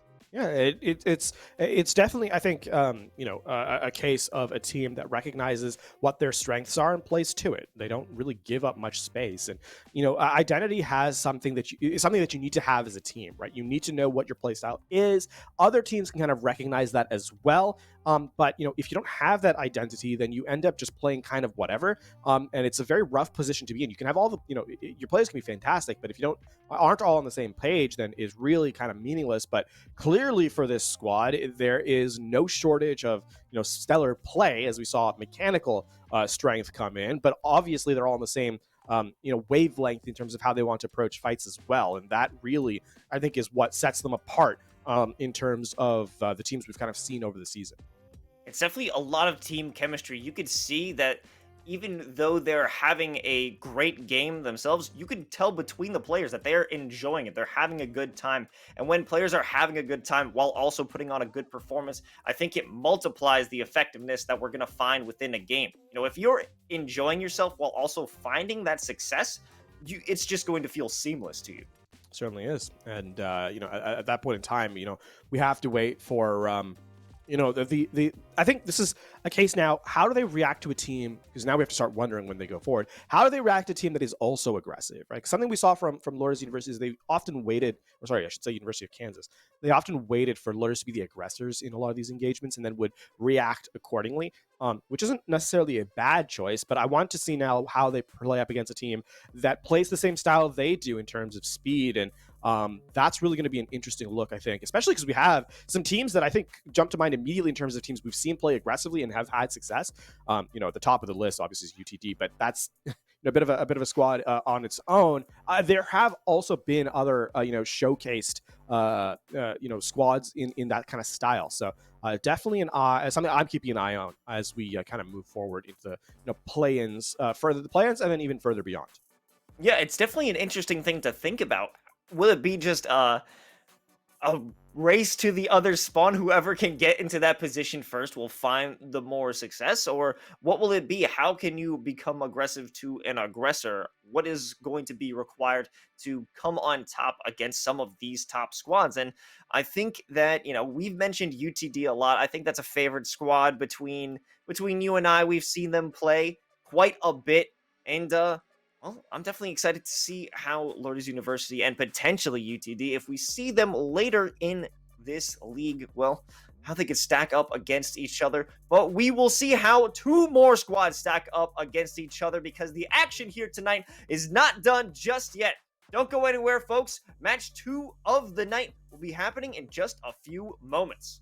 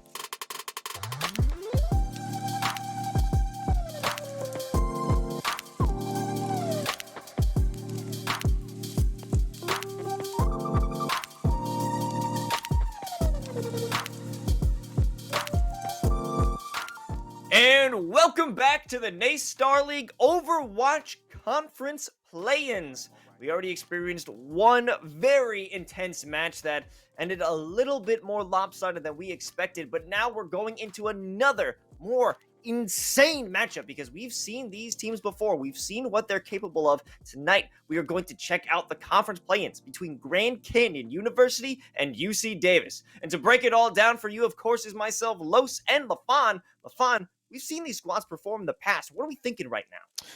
Well, we saw them all the way back in week 1, so I don't know that any conclusions from then can still be applied here, though it must be said, UC Davis did take the 3-0 back then. Has there been any adaptation since then? We'll have to wait till the series to find out. As a surprise, we're going to see map number 1. And I forgot the name of the map already. No, I didn't. It's Lijiang Tower. Of course it is. Of course it is. That's our bread and the butter callouts right there. just don't work. The callouts just don't work. I don't know. I don't know what. Maybe I'll start just pretending the Lijiang Tower doesn't exist and say, "Oh, we're casting something else," but no, it's Lijiang Tower. UCD will be in blue at the start as we got to look at the rosters, of course, here at Los. Eyes on some players that we kind of have an expectation for here is I think a little interesting because there's other squads where we've seen players that sort of stand above everyone else in terms of recognition, in terms of their performance, right? There's one player that's kind of the focus on the roster. I'm not so sure that's the case here, and obviously it's our second and third seeds here in the West, respectively. Again, you can see UC Davis in second, Grand Canyon University in third, and win is mandatory at this point, right? Because you lose, you go home. Win and you stay alive to fight another day. This is something, as we said, these teams have faced each other before. We're looking to see if there has been any adaptation or any evolution since then. Of course, yeah, that's what it's all about. And I think that's the best possible matchup.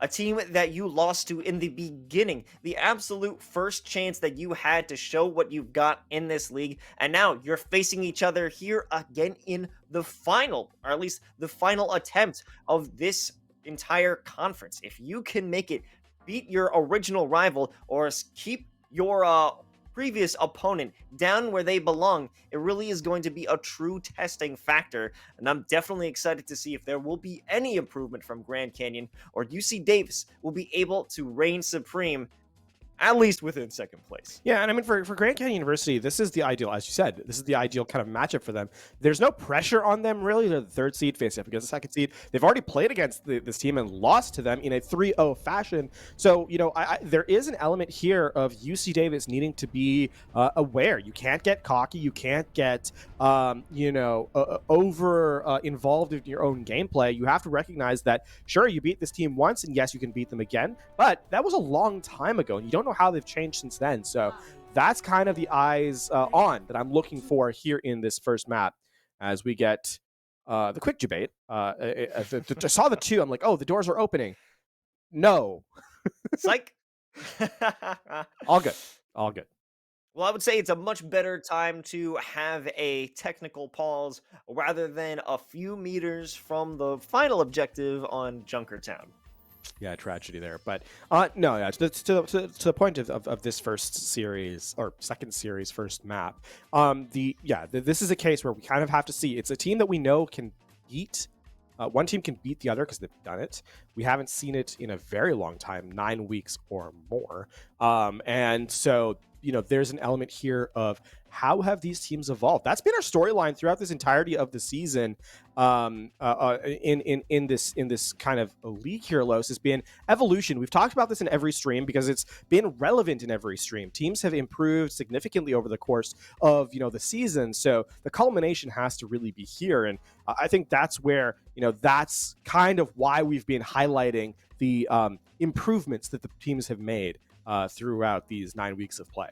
Well, I think that's a great thing about collegiate leagues is that not only is college a transformative time for you personally, but your growth within a game can also appear when you have the right coaching staff, the right amount of resources at your hand, especially if you have a school or university that really supports your squad. You can see massive amounts of improvement, leaps and bounds even within the course of 9 weeks, and we'll see if those improvements have been made here on Lijiang Tower as Grand Canyon University looks to defeat their former rival UC Davis. This is about to get started with a similar comp, at least in terms of tanks, and well, actually a straight-up mirror matchup. KO is going to be the first one to fall in a very quick moment, holding themselves within their shield. It will be Flamehead. They do have the support, and they're going to try and take the fight even further as another player falls. ECAL falls straight up off the map, and they will keep their aggression at bay there. Yeah, that's going to be the full reset. I really like Grand Canyon University, what they're able to do there. They put their Reaper in aggressively from Azwar, right? They get into the back line and have them deal the bulk of the damage to the Winston. KO really can't find any value, and that's going to have to be the full reset once your main tank goes down. Aggression here tempered by spacing by Grand Canyon University as they take first objective capture. At this point, it really depends on who is going to expend their shields first, and ECAL just putting in a little bit of a poke, trying to push them back as War and the rest of the front line are keeping them at bay. Grand Canyon will give no ground, no quarter here. Garden. It's a great hack coming in from Sweet Potato there, as it prevents Kabachi from being able to Wraith walk out, and that's going to be, the first elimination down. Then the reset comes through, and obviously the Coalescence to clear out. UC Davis now have some tools to work with EMP online ahead of Sweet Potato, ironically enough, though Q-Tip does have the sound barrier to defend should it come through. Sweet Potato just shooting from an angle, but it's going to be that Frosty ultimate first. However, Sweet Potato finds quite a bit more value, dropping it down onto the Primal Range Monkey, and it will be popped off along with Azwar's Death Blossom. And it does seem that the carnage will continue as there's so many squishy players just waiting to be taken down by those shots. I'm really liking this ping pong attention that Grand Canyon University is doing. They, one target takes aggression, then they kind of filter into the back of the fight, and another comes back in. All the while, UC Davis uses all their resources and now has essentially nothing, while GCU still has tools to work with: the Primal Rage, self-destruct to create space.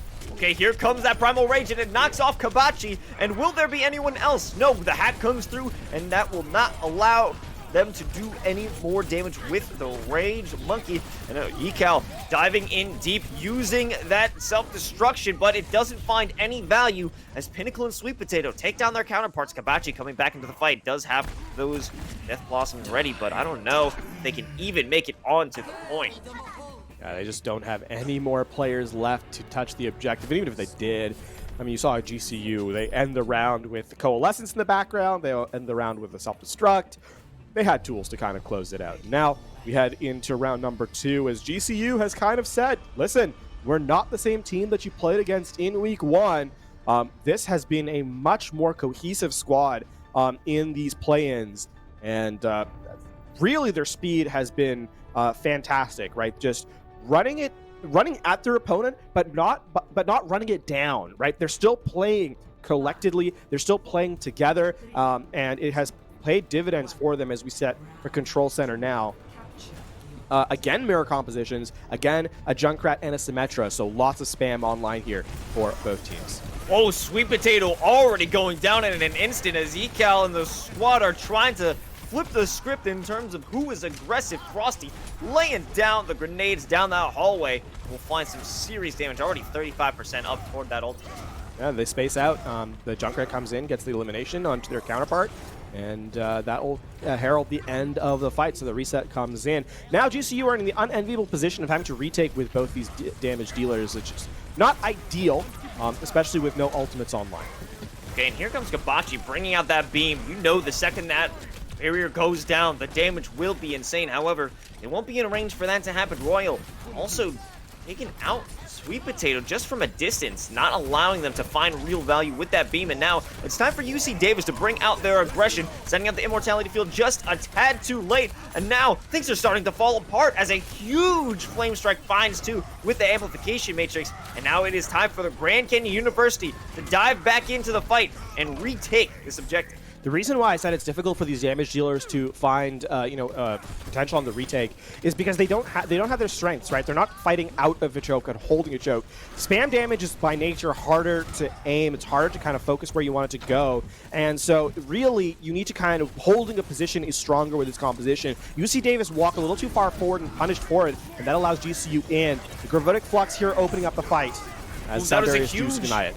Huge flux, but the Immortality Field is going to keep them into the fight. Both Immortality Fields on both sides are going to be taken now. It will be Sweet Potato and Azwar who are getting some serious damage as they don't have the protection from the rest of their squad, and they will do the same thing that UC Davis did, but find success in this aggressive push. Yeah, this again, they do it from the choke point though, right? They don't go ahead of it, and so it makes it easier for the rest of the team to support. The Sound Barrier denies the Gravitic Flux. UC Davis actually going to make some switches as ECAL goes in on the Diva this time around. Photon Barrier at the ready for Grand Canyon University, as too is the Riptire and Gravitic Flux.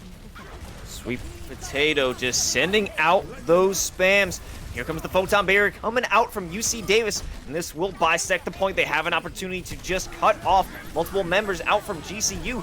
Now it will be an opposing Photon Barrier, and it seems that they are always just trying to bait out the enemies into using their utility, and then they're coming out with their own. Azwar following up with the rest of their squad, finding that choke point once again that they really need to utilize those heroes, and it's working out so well for them. The Photon Barrier needs to be pushed with. You need to go in while it's still up so you can, dodge damage through. The Grand Canyon allows UC Davis to kind of idle in main, and they get away without using it now. They run out of time as it's up to 85%. This is heading towards that last fight for GCU. They back up. They don't overcommit, and now UC Davis has to walk even further into this, double point damage. Here comes the Riptide. It's a battle of the Riptires. Frosty isn't even given the chance to use it as Azwar pops it so quickly, and now there aren't a lot of players to try and visualize this retake, and it won't even happen. Grand Canyon University takes the first map in great fashion. If you were going to look at who had 3-0'd the other at the beginning of this league, you would not expect to see GCU coming out first. Yeah, a quick highlight here from the Riptire. This is just confidence. Even as you hear the second fire, the second ult call that come through, but it's too late. By that point, Azwar already has the elimination online, and Immortality Field, you're not in it, you're just taken out. So that's going to be, in the final fight with 2 players down. That's the end of the map already signaled, already heralded here, and that's going to be GCU taking the 1-0 lead. Sort of a flip of how their first time against each other went. And, this has been GCU improving solidly throughout the season. I think much more coherent in their approach. They're very quick as a team. You don't see players being idled out, being left behind. And that means that they take a 6-player attack and are often the ones with more remaining standing at the end of it. Yeah, normally you would think it's better to act than to react, but at this point, I think that Grand Canyon has allowed UC Davis to use their utility first, use their opening hand, their attack in the initial event or initial fight, and then respond with their own counter ability. They allowed a Winston to jump in first, take them out, and then jump in with their own Winston. They allowed the EMP to be used on Garden. It didn't do much, then they used their own EMP afterward. The same thing with the Photon Barrier on the control center. Yeah, and I think the other thing to highlight that is not just that they're able to do that sort of resolution of a fight, by reacting to something. They're also capable of, in the same map, being the aggressive one. So it's a tale of a team with 2 strengths at the same time. And that's really the interesting thing to me as well, right? Because sure, you can do one, you can do the other. A lot of teams do it, but rarely do you see both, right? The ability to quickly change the tempo on a dime. We saw fights start halfway through the cooldown of the last fight, right? A lot of times we expect fights to be kind of segmented in Overwatch, right? You have sort of a setup phase, which is very short these days. Then you have the actual pre-fight, which is, jostling for that positioning, get the pick, kind of do the cleanup, end fight, reset, begin again. We never really, there were times where GCU in that sort of cleanup / reset phase, they would already force the next fight by running, ahead aggressively and just preventing the setup from coming in on the next fight. So even as they were able to then slow it down and wait for that reactive style that you talked about, there is an element of the team playing a style that's very quick, then very slow, and has kind of thrown, I think, UC Davis off their game a bit. On top of that aggression, they always knew to quit when they were ahead. We saw in Garden when they won that initial fight, they were pushing them back to, I guess, their spawn area, but backed away. They didn't overcommit into those fights, and the overcommitment is something that we've seen as it could be a potential downfall for teams that had a good start, had a good aggression into the fight, but then they just went too far ahead with it. GCU knew exactly when to back it off and maintain their posture on the objective. Yep, we do head to map number 2 now. It's going to be Numbani, and I think this actually favors GCU, weirdly enough, because their dive composition looked incredibly strong on Garden, and Numbani first especially. Numbani A is so, if you don't have a good dive comp, it can be a lot harder to kind of get value on that high ground. You can still do, the same things with a static composition, with a Reinhardt or a more rush-based composition. No doubt, I've seen it work. It's just that it is easier these days, at least in this patch, to kind of play with the Winston, to kind of play. I've seen Wrecking Ball worked as well here. So, I have to say that despite this being, GCU defending first, this map really should favor our team in blue. We do have that dive comp that we exactly expected, but I am enjoying Sweet Potato jumping over onto the Ashe. I'm a big fan of Ashe, especially if they're going to be holding that back hallway. It's having the advantage. If some player wants to do that dive composition, the coach gun is going to be perfect to try and root them out from that. Exactly. It's so hard to dive the Ashe. I mean, it's hard to dive hit scans right now. If you think of the Cassidy, if you think of the Ashe, they have abilities to kind of deny you that spacing. But the coach gun, as you said, it's a displacement ability. Plus, Dynamite really does put pressure on the support line with how much it ticks over. That's a headshot. Unfortunately, I think the Dynamite would have been a better shot in terms of detonating there, in terms of value, right, due to the damage fall off. Well, you can pick and choose what you feel is right, and I guess Sweet Potato thought, how about a little flare? How about a one to the dome for good measure? Speaking of good measure, already up to 30% on that ult charge, so the Dynamite has done a ton of work now on the second iteration of it. Already rooting out that potential dive. It's going to be Flamehead and Pinnacle just keeping themselves in the fight. Going for a secondary dive, it's KO. Being supported by ECAL and Frosty, but if they can round this corner, they may have a chance, but the shield's going to fall off the edge and won't be able to be utilized as Sweet Potato has free reign to fire upon the enemies, and main support, the first one to go down. The main support on main support, nicely enough. But, I mean, that's just a great shot by Sweet Potato. That's going to force the fight to reset. Without the Mercy, it's going to be hard for Frosty to get in aggressively on the Echo, and even if they were to try and push, that means that Azwar will be able to get to the backline that much more easily and just harass Royal. So the reset comes in, Nano boost onto the Winston. Misses his jump, though. And misses the bubble again, and it leaves ECAL defenseless as they try to go through. The Nano on the Winston is pretty much negligible as Winston can't get into position. Kabachi comes through with the potential flank, and finally there is KO there to give support with the bubble, but it won't be enough as Pinnacle dives right on in onto the enemy. However, the tables have turned. Pinnacle is all alone. Frosty will go in there for a flank, and the sandwich is in effect. KO now all by themselves, jumping onto the enemies and busting out the Primal Rage, but they will be put to rest. Frosty, however, on the point, they are capturing it slowly but surely. Sweet Potato getting hit with their own Nano and won't be able to utilize it for much long as Frosty's doing some serious work cleaning out the objective, keeping themselves safe, but it won't last for too long as Flamehead is coming back into the fight, and they do have the Primal Rage, and what seemed to be under control from UC Davis is being taken back from Grand Canyon. Yeah, GCU, the respawns are coming in, and there hasn't really been the clean focus on any target. That means that GCU, as they can start to use these resources, will be back in, back in control, and in fact, have really denied UC Davis any space left on the objective. You really would have thought with how UC Davis was going, especially Frosty, the performance Frosty was putting on, taking out their targets, it made me think that this was going to go a lot better for them in this position than it actually did. I think it was just too delayed. Yeah, I mean, the Sleep Dart also helped, right? You take away the Primal Rage fully, and that's good. This coach gun has been such a frustration for KO at this point. and combine that with the whip shot out of Q-Tip, and there's just no taking that upper balcony, and Flamehead just is not going to allow anyone to try and come out of here without taking serious punishment. They are hiding in that Western bubble, but the pressure is on. Q-Tip is forcing themselves in, and the shots from Azwar aren't seeming to help too much, but there's a huge stick coming out of Azwar. Royal going down, but they did get the Nano off before they did. KO just jumping through the back line, using that Primal Rage. They won't be slept this time, and they are making their presence felt. However, although they take out the healer, Royal is coming back up the side of UC Davis. They do have a chance to try and bring it back. Flamehead, however, is lessening those chances by the second with this Primal Rage. Caught them in a corner, caught them in a tight position, and the fists keep on coming, and the players from UC Davis keep on falling. And this is going to be another, like, 20 seconds left on the clock here. You have to full reset, come back in as a 6. The only thing you have online is the Pulse Bomb, so you need a big stick here. And look at the sustainability for GCU. Self-destruct, obviously for zoning. The Bob will be online shortly, and the Rally as well. Kabachi needs this pick to be on the break. It has to. You have to deny this Rally here in the last fight. Kabachi has a great potential.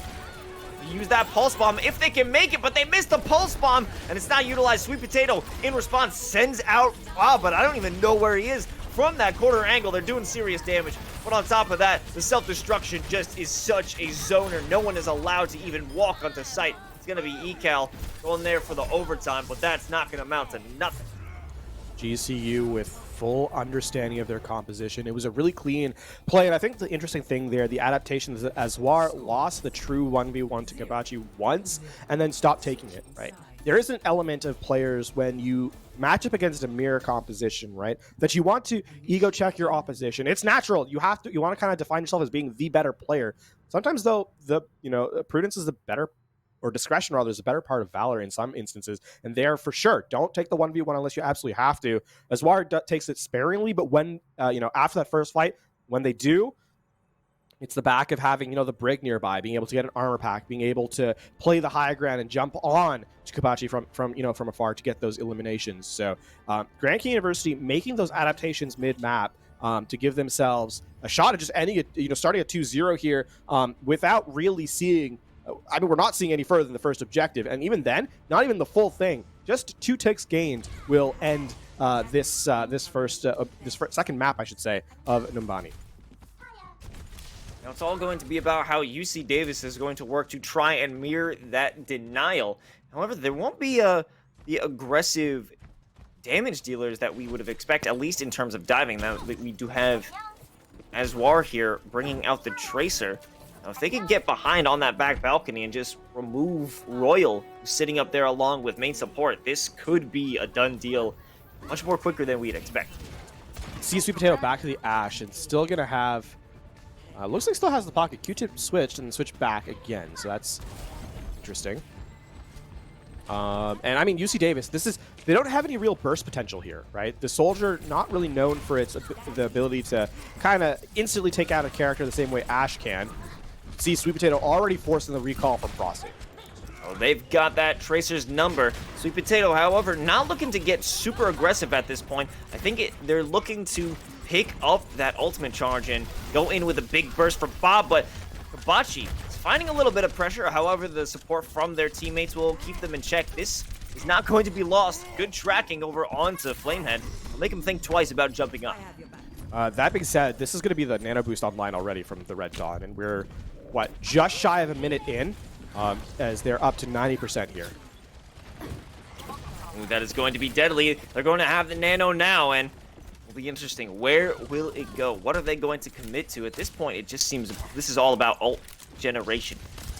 Pick it up for this fight, and here it goes over on to Flamehead. They are knocked off of the point, as we often see in Winston is when they try to jump up. However, the whip shot as well will just keep them at bay long enough that they have no effect. Kabachi and KO do some cleanup. This will not be such an easy point to take. Really good cycling of the cooldowns by main support there on the Brigitte as they get the whip shot, then the shield bash deny, basically the entirety of the Nano Boost's value there. KO getting a little aggressive, a little adventurous, if you will, but gets out alive and just buys a little bit more time. That being said, there's now 5 ultimates online here for Grand Canyon University.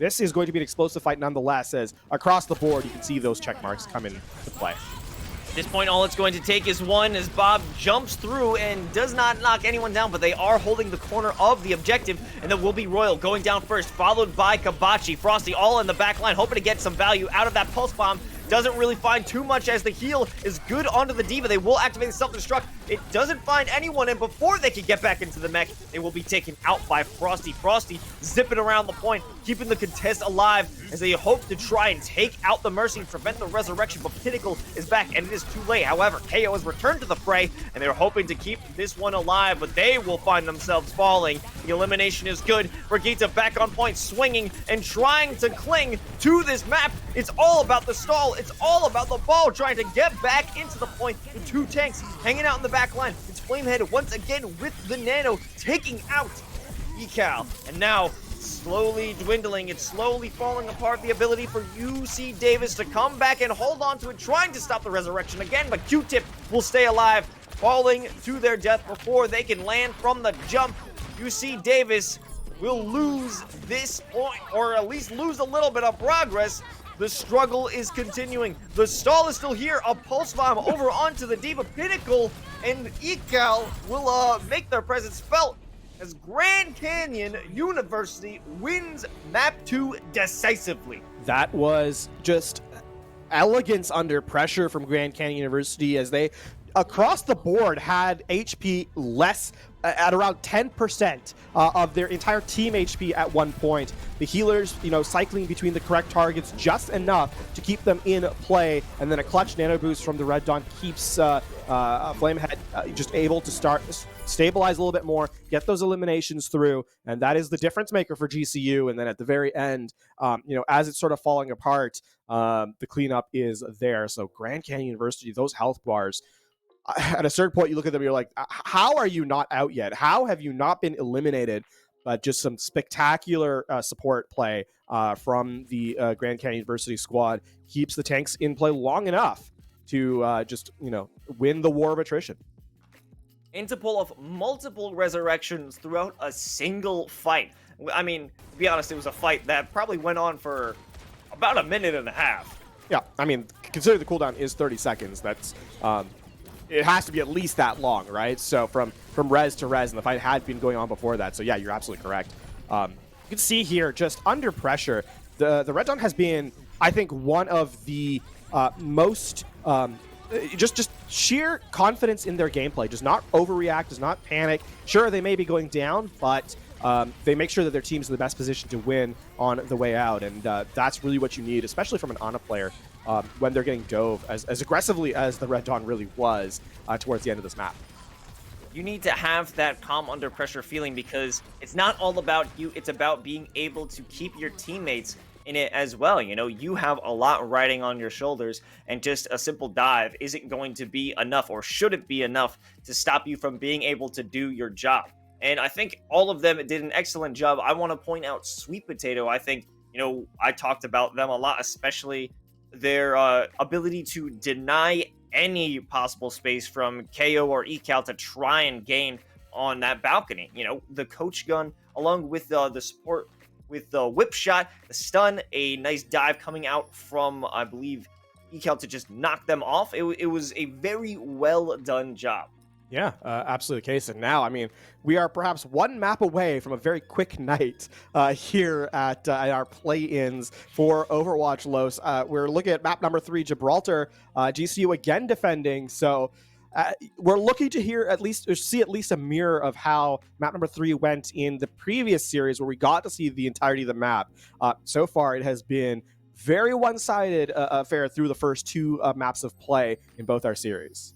I think it's quite interesting. I said at the beginning of this broadcast that this is going to be the height of play. We're not going to see quick, easy matches. And what are we seeing, LaFon? It's quick and easy matches out here for Grand Canyon University. And they certainly have learned quite a lot since their last encounter here with UC Davis. And to give them some credit, it may have come along with a bit of review, as we've featured this team a little bit throughout the league, so there was some tape to go upon. Yeah, that's one of the hardest things. Speaking as someone who has had been in that coaching position before, has had to work with teams, getting tape of your opposition is incredibly important. Being able to just kind of research how they like to play, how they've changed, what tendencies they have. That's all really bonuses on top of you have to practice your own performance. That's of paramount importance, but it's a nice little cherry on top of the sort of hierarchy of things to do, if you will, in a team-based game. And I have to say, Grand Canyon University making that third seed look a little bit like, a bit of an upset in the sense of the statistical setup. That being said, in the map itself, it has been, again, just a really, really focused showing from Grand Canyon.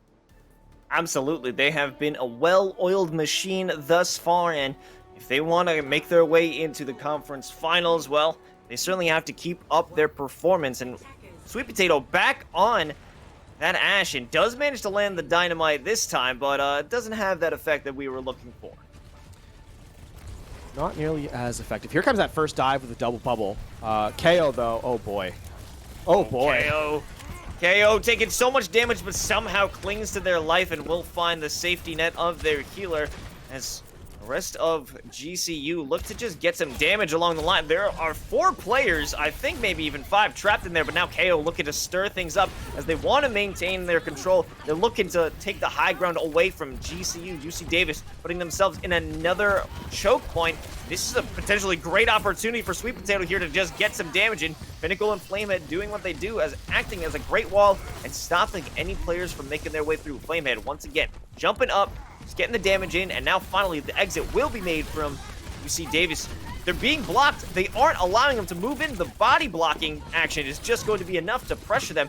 Frosty winning that DPS duel. The mirror matchup is going to go in favor of that UC Davis player. However, is the rest of this match going in their favor? I can't quite say, as the Primal Rage is coming through. If they are able to utilize the sweep over onto Flamehead, which they do, it now leaves KO as the lone monkey raging. Now, it seems that the play has slowed down. So many players are split apart.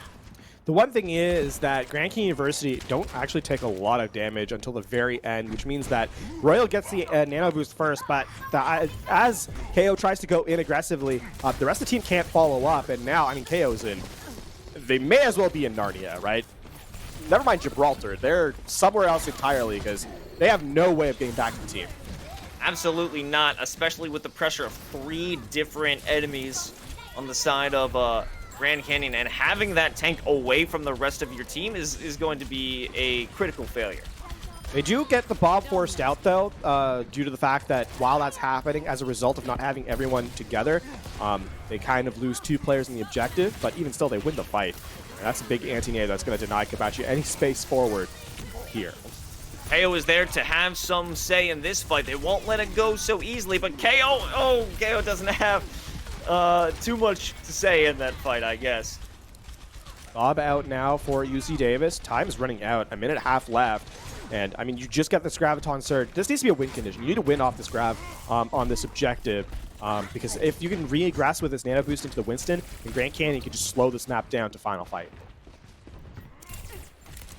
Swar finding themselves in a potentially good position to try and get a lot of damage on some caught off players, but we have this Nano Monkey over onto KO. He's getting in the backline. We have a Graviton Surge over onto the point. It's going to take out Pinnacle away from their mech, but jumping into the backline, we will have a Nano Flamehead to try and put on some damage, but they will back off and return their focus onto the point. KO in the backline using the Primal Rage, puts in serious damage, and actually just totally destroys all the defense on the other side of that door.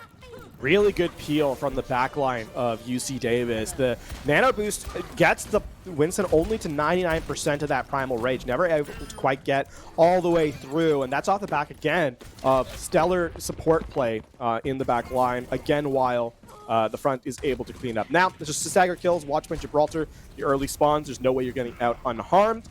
And GCU will therefore have to, remove some spacing here on the defensive end. Azwar going down here also doesn't help, as UC Davis continue to, buy some more space.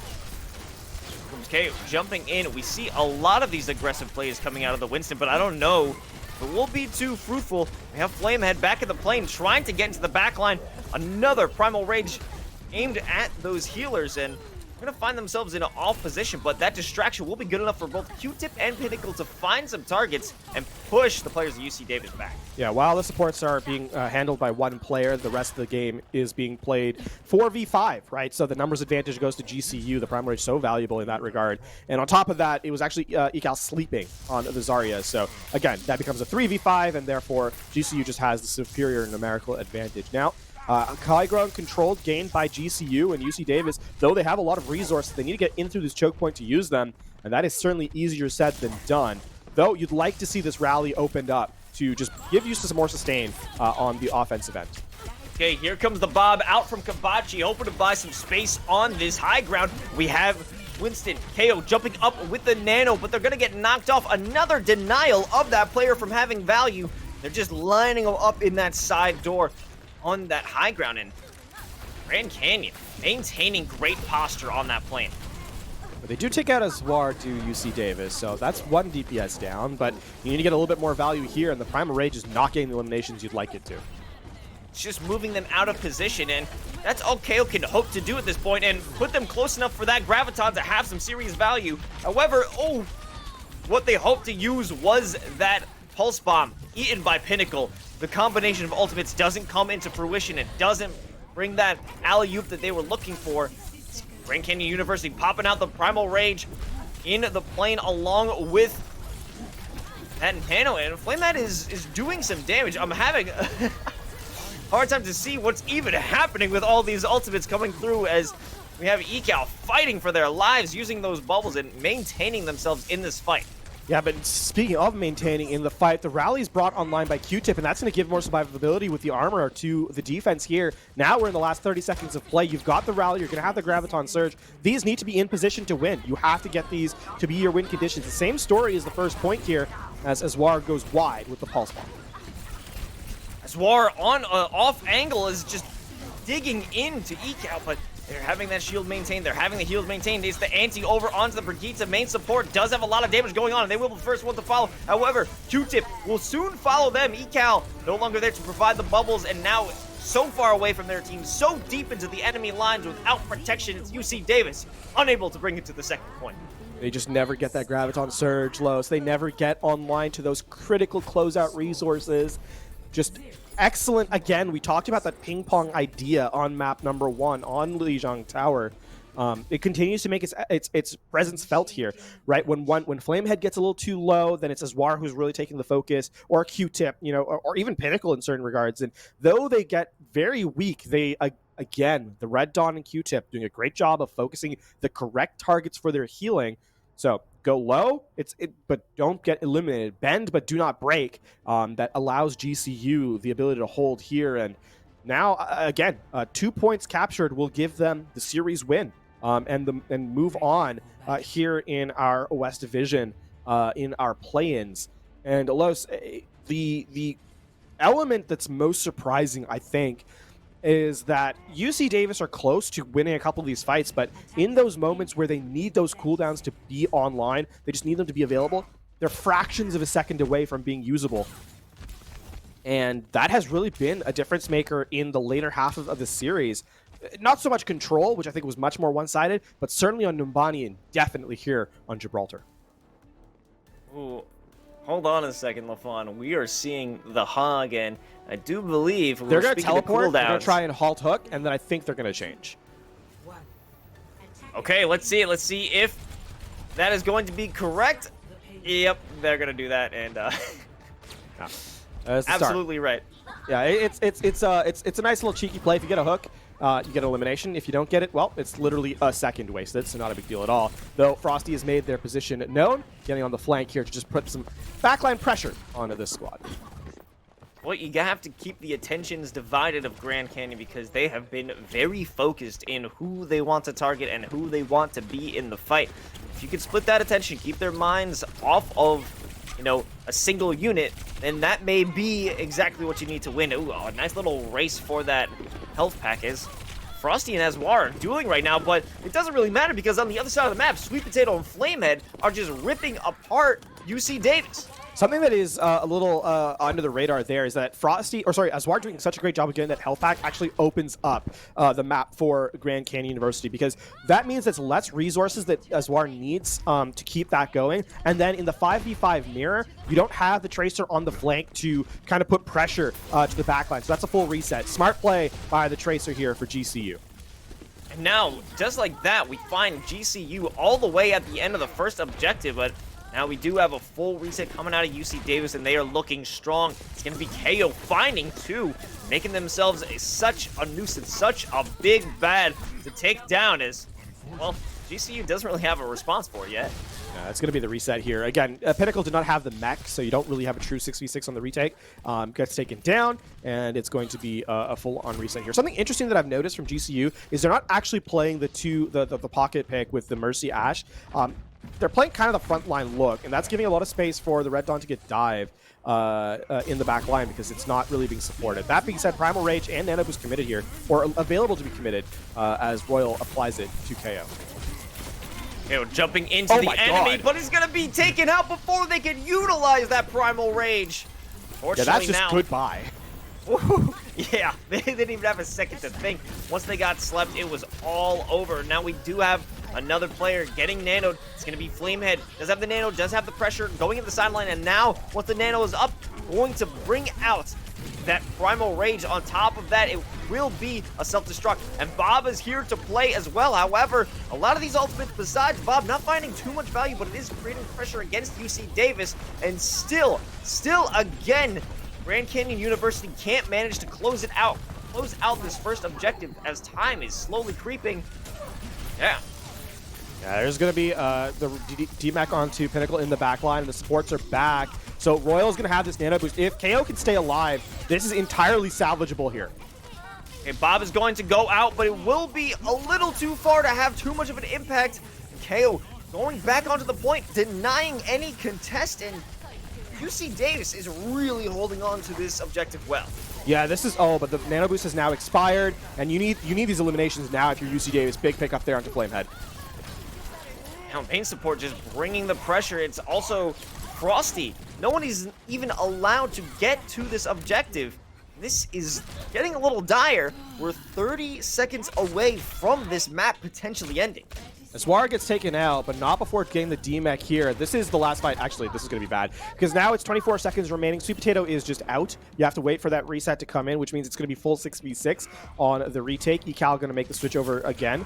That's just to get the mech back. You absolutely need it for this last fight. KO with a Primal Rage. UC Dave is in prime position to close this map out here. Big anti over onto KO. If they're going to utilize that Primal Rage before they go down, they got to do it soon. Jumping into the back line, Flamehead does have the nano on them and do have the Primal Rage. They're going to jump into the corner. Won't be able to use that Primal Rage just yet, but here it comes. Sweet Potato being decimated from the back line, but they turn it around in a great flick over onto their counter Frosty. Now the damage is being done. There's so much effort being brought out here by GCU. They aren't going to allow themselves to be stopped here, not before the first objective, and they make it.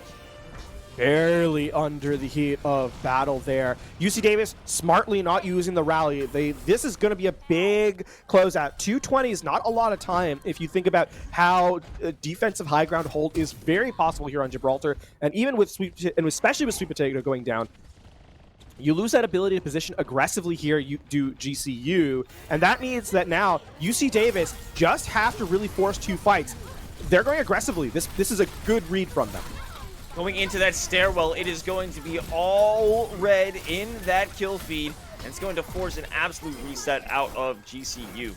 Yeah, that's perfect. You get the early elimination onto Sweet Potato, so then it's a 5v6. You get the rally to make sure you stay alive, and then you just run it in, and that's a minute off the clock gone already here. So the cart, though it only needs to go halfway through this point, you still only give it a minute half for GCU to do that, and UC Davis not even expend that much. Eyes on Royal here and KO as well as they try to get that combo into the Primal Rage up here for this fight.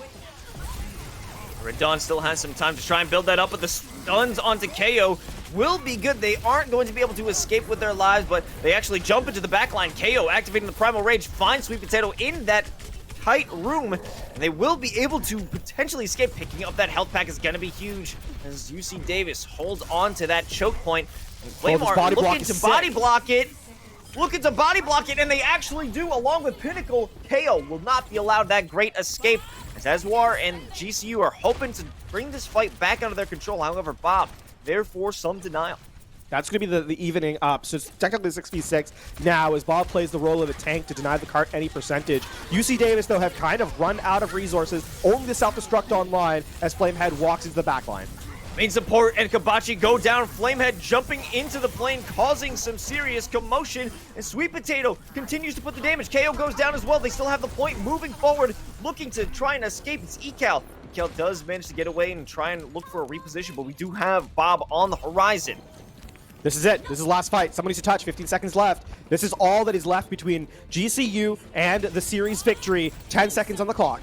There goes Bob, denying anyone from going through that objective or that point, that chokehold, and a big dynamite going on there will take out Kabachi, but now the fight has been centered over onto the point. Multiple players going down. It's going to be ECAL, the first one to get knocked out of their mech. KO falls as well. Lucio trying to deny or stall anything, but they can't stall the inevitable as GCU wins 3-0 and heads to the conference finals.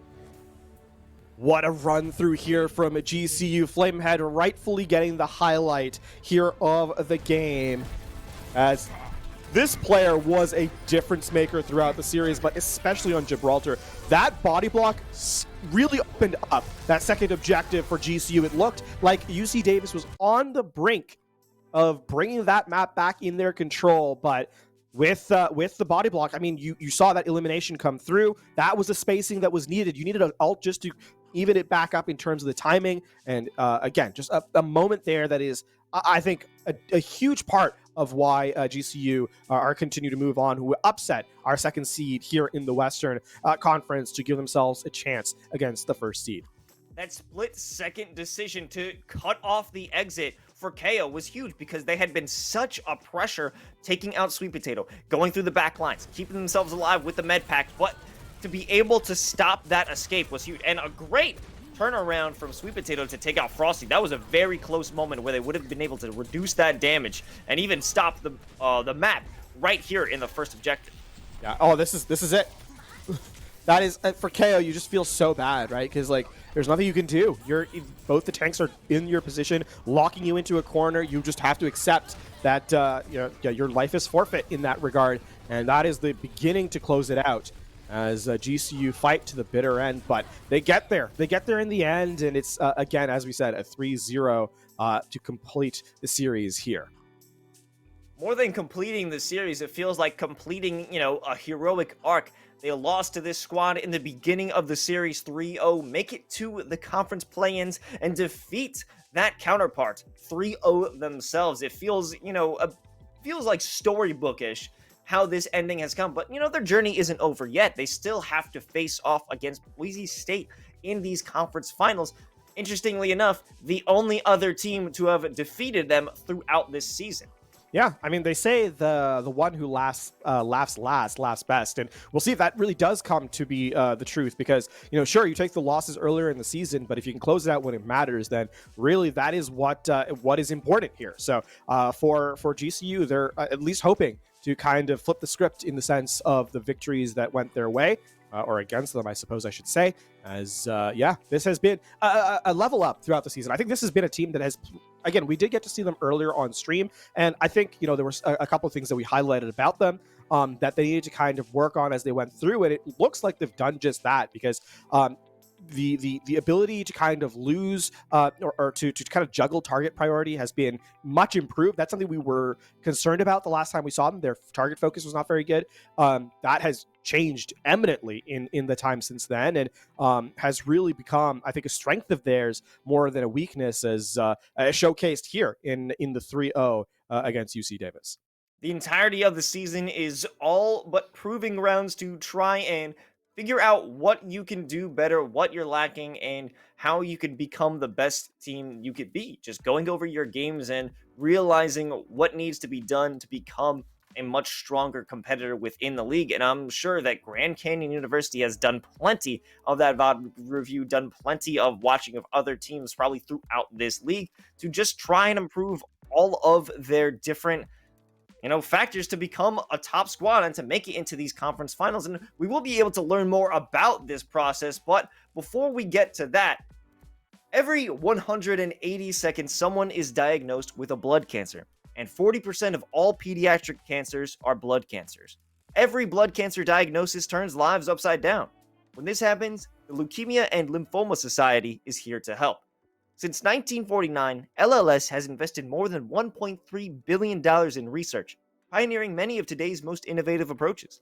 They work tirelessly to find cures and ensure patients can access the life-saving treatments they need. When someone experiences the fear and uncertainty of a cancer diagnosis, LLS provides hope, compassion, education, and support. So just like LLS is making an impact in the cancer community, the LLS Hero of the Game represents a player who made the biggest impact in the match played. Whether it was a clutch play, a sacrifice, or provided strong leadership when it mattered the most, today's LLS Hero of the Game is the Red Dawn. Red Dawn, how are you doing? You made it through the conference play-ins. How are you feeling right now? Feeling great, very excited. The energy was super high at the end of the game. Yeah, feeling great. We got to talk, of course, about the scoreline here because you guys already played against UC Davis early in the season. It was an inverse of the scoreline. Now to come back in and give the 3-0 yourselves, what does that mean to you in the squad? It means a lot. It shows that we put a lot of dedication into the game, practices, VOD reviews, things like that. So it just shows the amount we've improved this season, and we keep improving. We're doing better. Going into those conference finals, you're going off against the one other team that has defeated you throughout this season, Boise State. How are you preparing for that matchup, and what are your thoughts based off of your one other loss and the result of it today? As stated before, throughout the season, we've been practicing every week. So we're going to continue with the practices, the scrims, the VODs, and just get prepared for Boise. And as you said, we have lost. This was our other loss of the season. And just like today, we're going to come in strong. We're going to come in with good heads, and we're going to take the maps. Sounds good. Take a minute though, because you've obviously won today. You get to enjoy it for a little bit before you get to focus on that next match. So in the spirit of that, what was kind of your favorite moment of the game today? My favorite moment, I would say, the third map that took us to Watch Point, and as everyone knows, GCU's weakest map is Watch Point. So I think my favorite part today was winning for the first time this season on Watch Point. Well, not the first time, but taking that win on Watch Point against a hard team really brightened our spirits, and we were just very excited about that. That's awesome to hear, man. And before we send you off, is there anyone that you want to give a special shout out to? Shout out to the GCU team. Shout out to GCU for the facility and things like that. And shout out to our coach, Ninja Cat. Whew. All right, well, thank you, Red Dawn. Congratulations on your win, and good luck in the finals next week. Thank you. While we wrap up those two amazing matches, a great story of GCU to come back and defeat one of the squads that beat them in the first week. It's great to see the arcs of these different squads. It's great to see the improvements made by all these different teams, and it's unfortunate to say that we have to end the broadcast here, but this isn't all of the NACE Starleague action that you are going to see this week, as we have a week chock full of more action-packed esports events. Of course, today was the Rocket League Overwatch stream, but tomorrow, on Tuesday, we have League of Legends. Wednesday brings you Call of Duty, and Friday, to close out the week, is Counter-Strike Global Offensive. LaFon, this was just a great day of matches. Yeah, just spectacular Overwatch today. I mean, even them being 3-0s, we saw some theatrics towards the end. We saw teams elevate their performance. We saw relevance from the squads. Again, as we saw specifically with GCU, that they've improved over the season. I think that we can finally allow Aswar the ability to just spam those. That voice line. It's November. It's not quite December yet, but in the spirit of winning out today, we'll allow it. I'll allow it.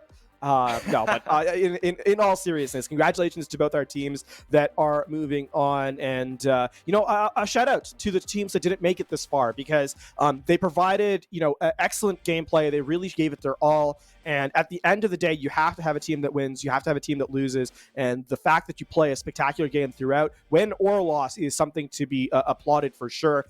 So here at the end of the play-ins for today, I just say congratulations to all the squads, those that made it, those that didn't. You had a fantastic season. We are so thankful that you're bringing your skills and your opportunities and your great plays here to the NACE Starleague. And, I'm thankful for you, LaFon. You have been a great caster throughout this league, and I'm excited to cast some more matches as well. And thank you to all the production workers behind the scene who have made NACE Starleague amazing. And we will continue this fantastic Overwatch action next week. But until then, thank you and good night.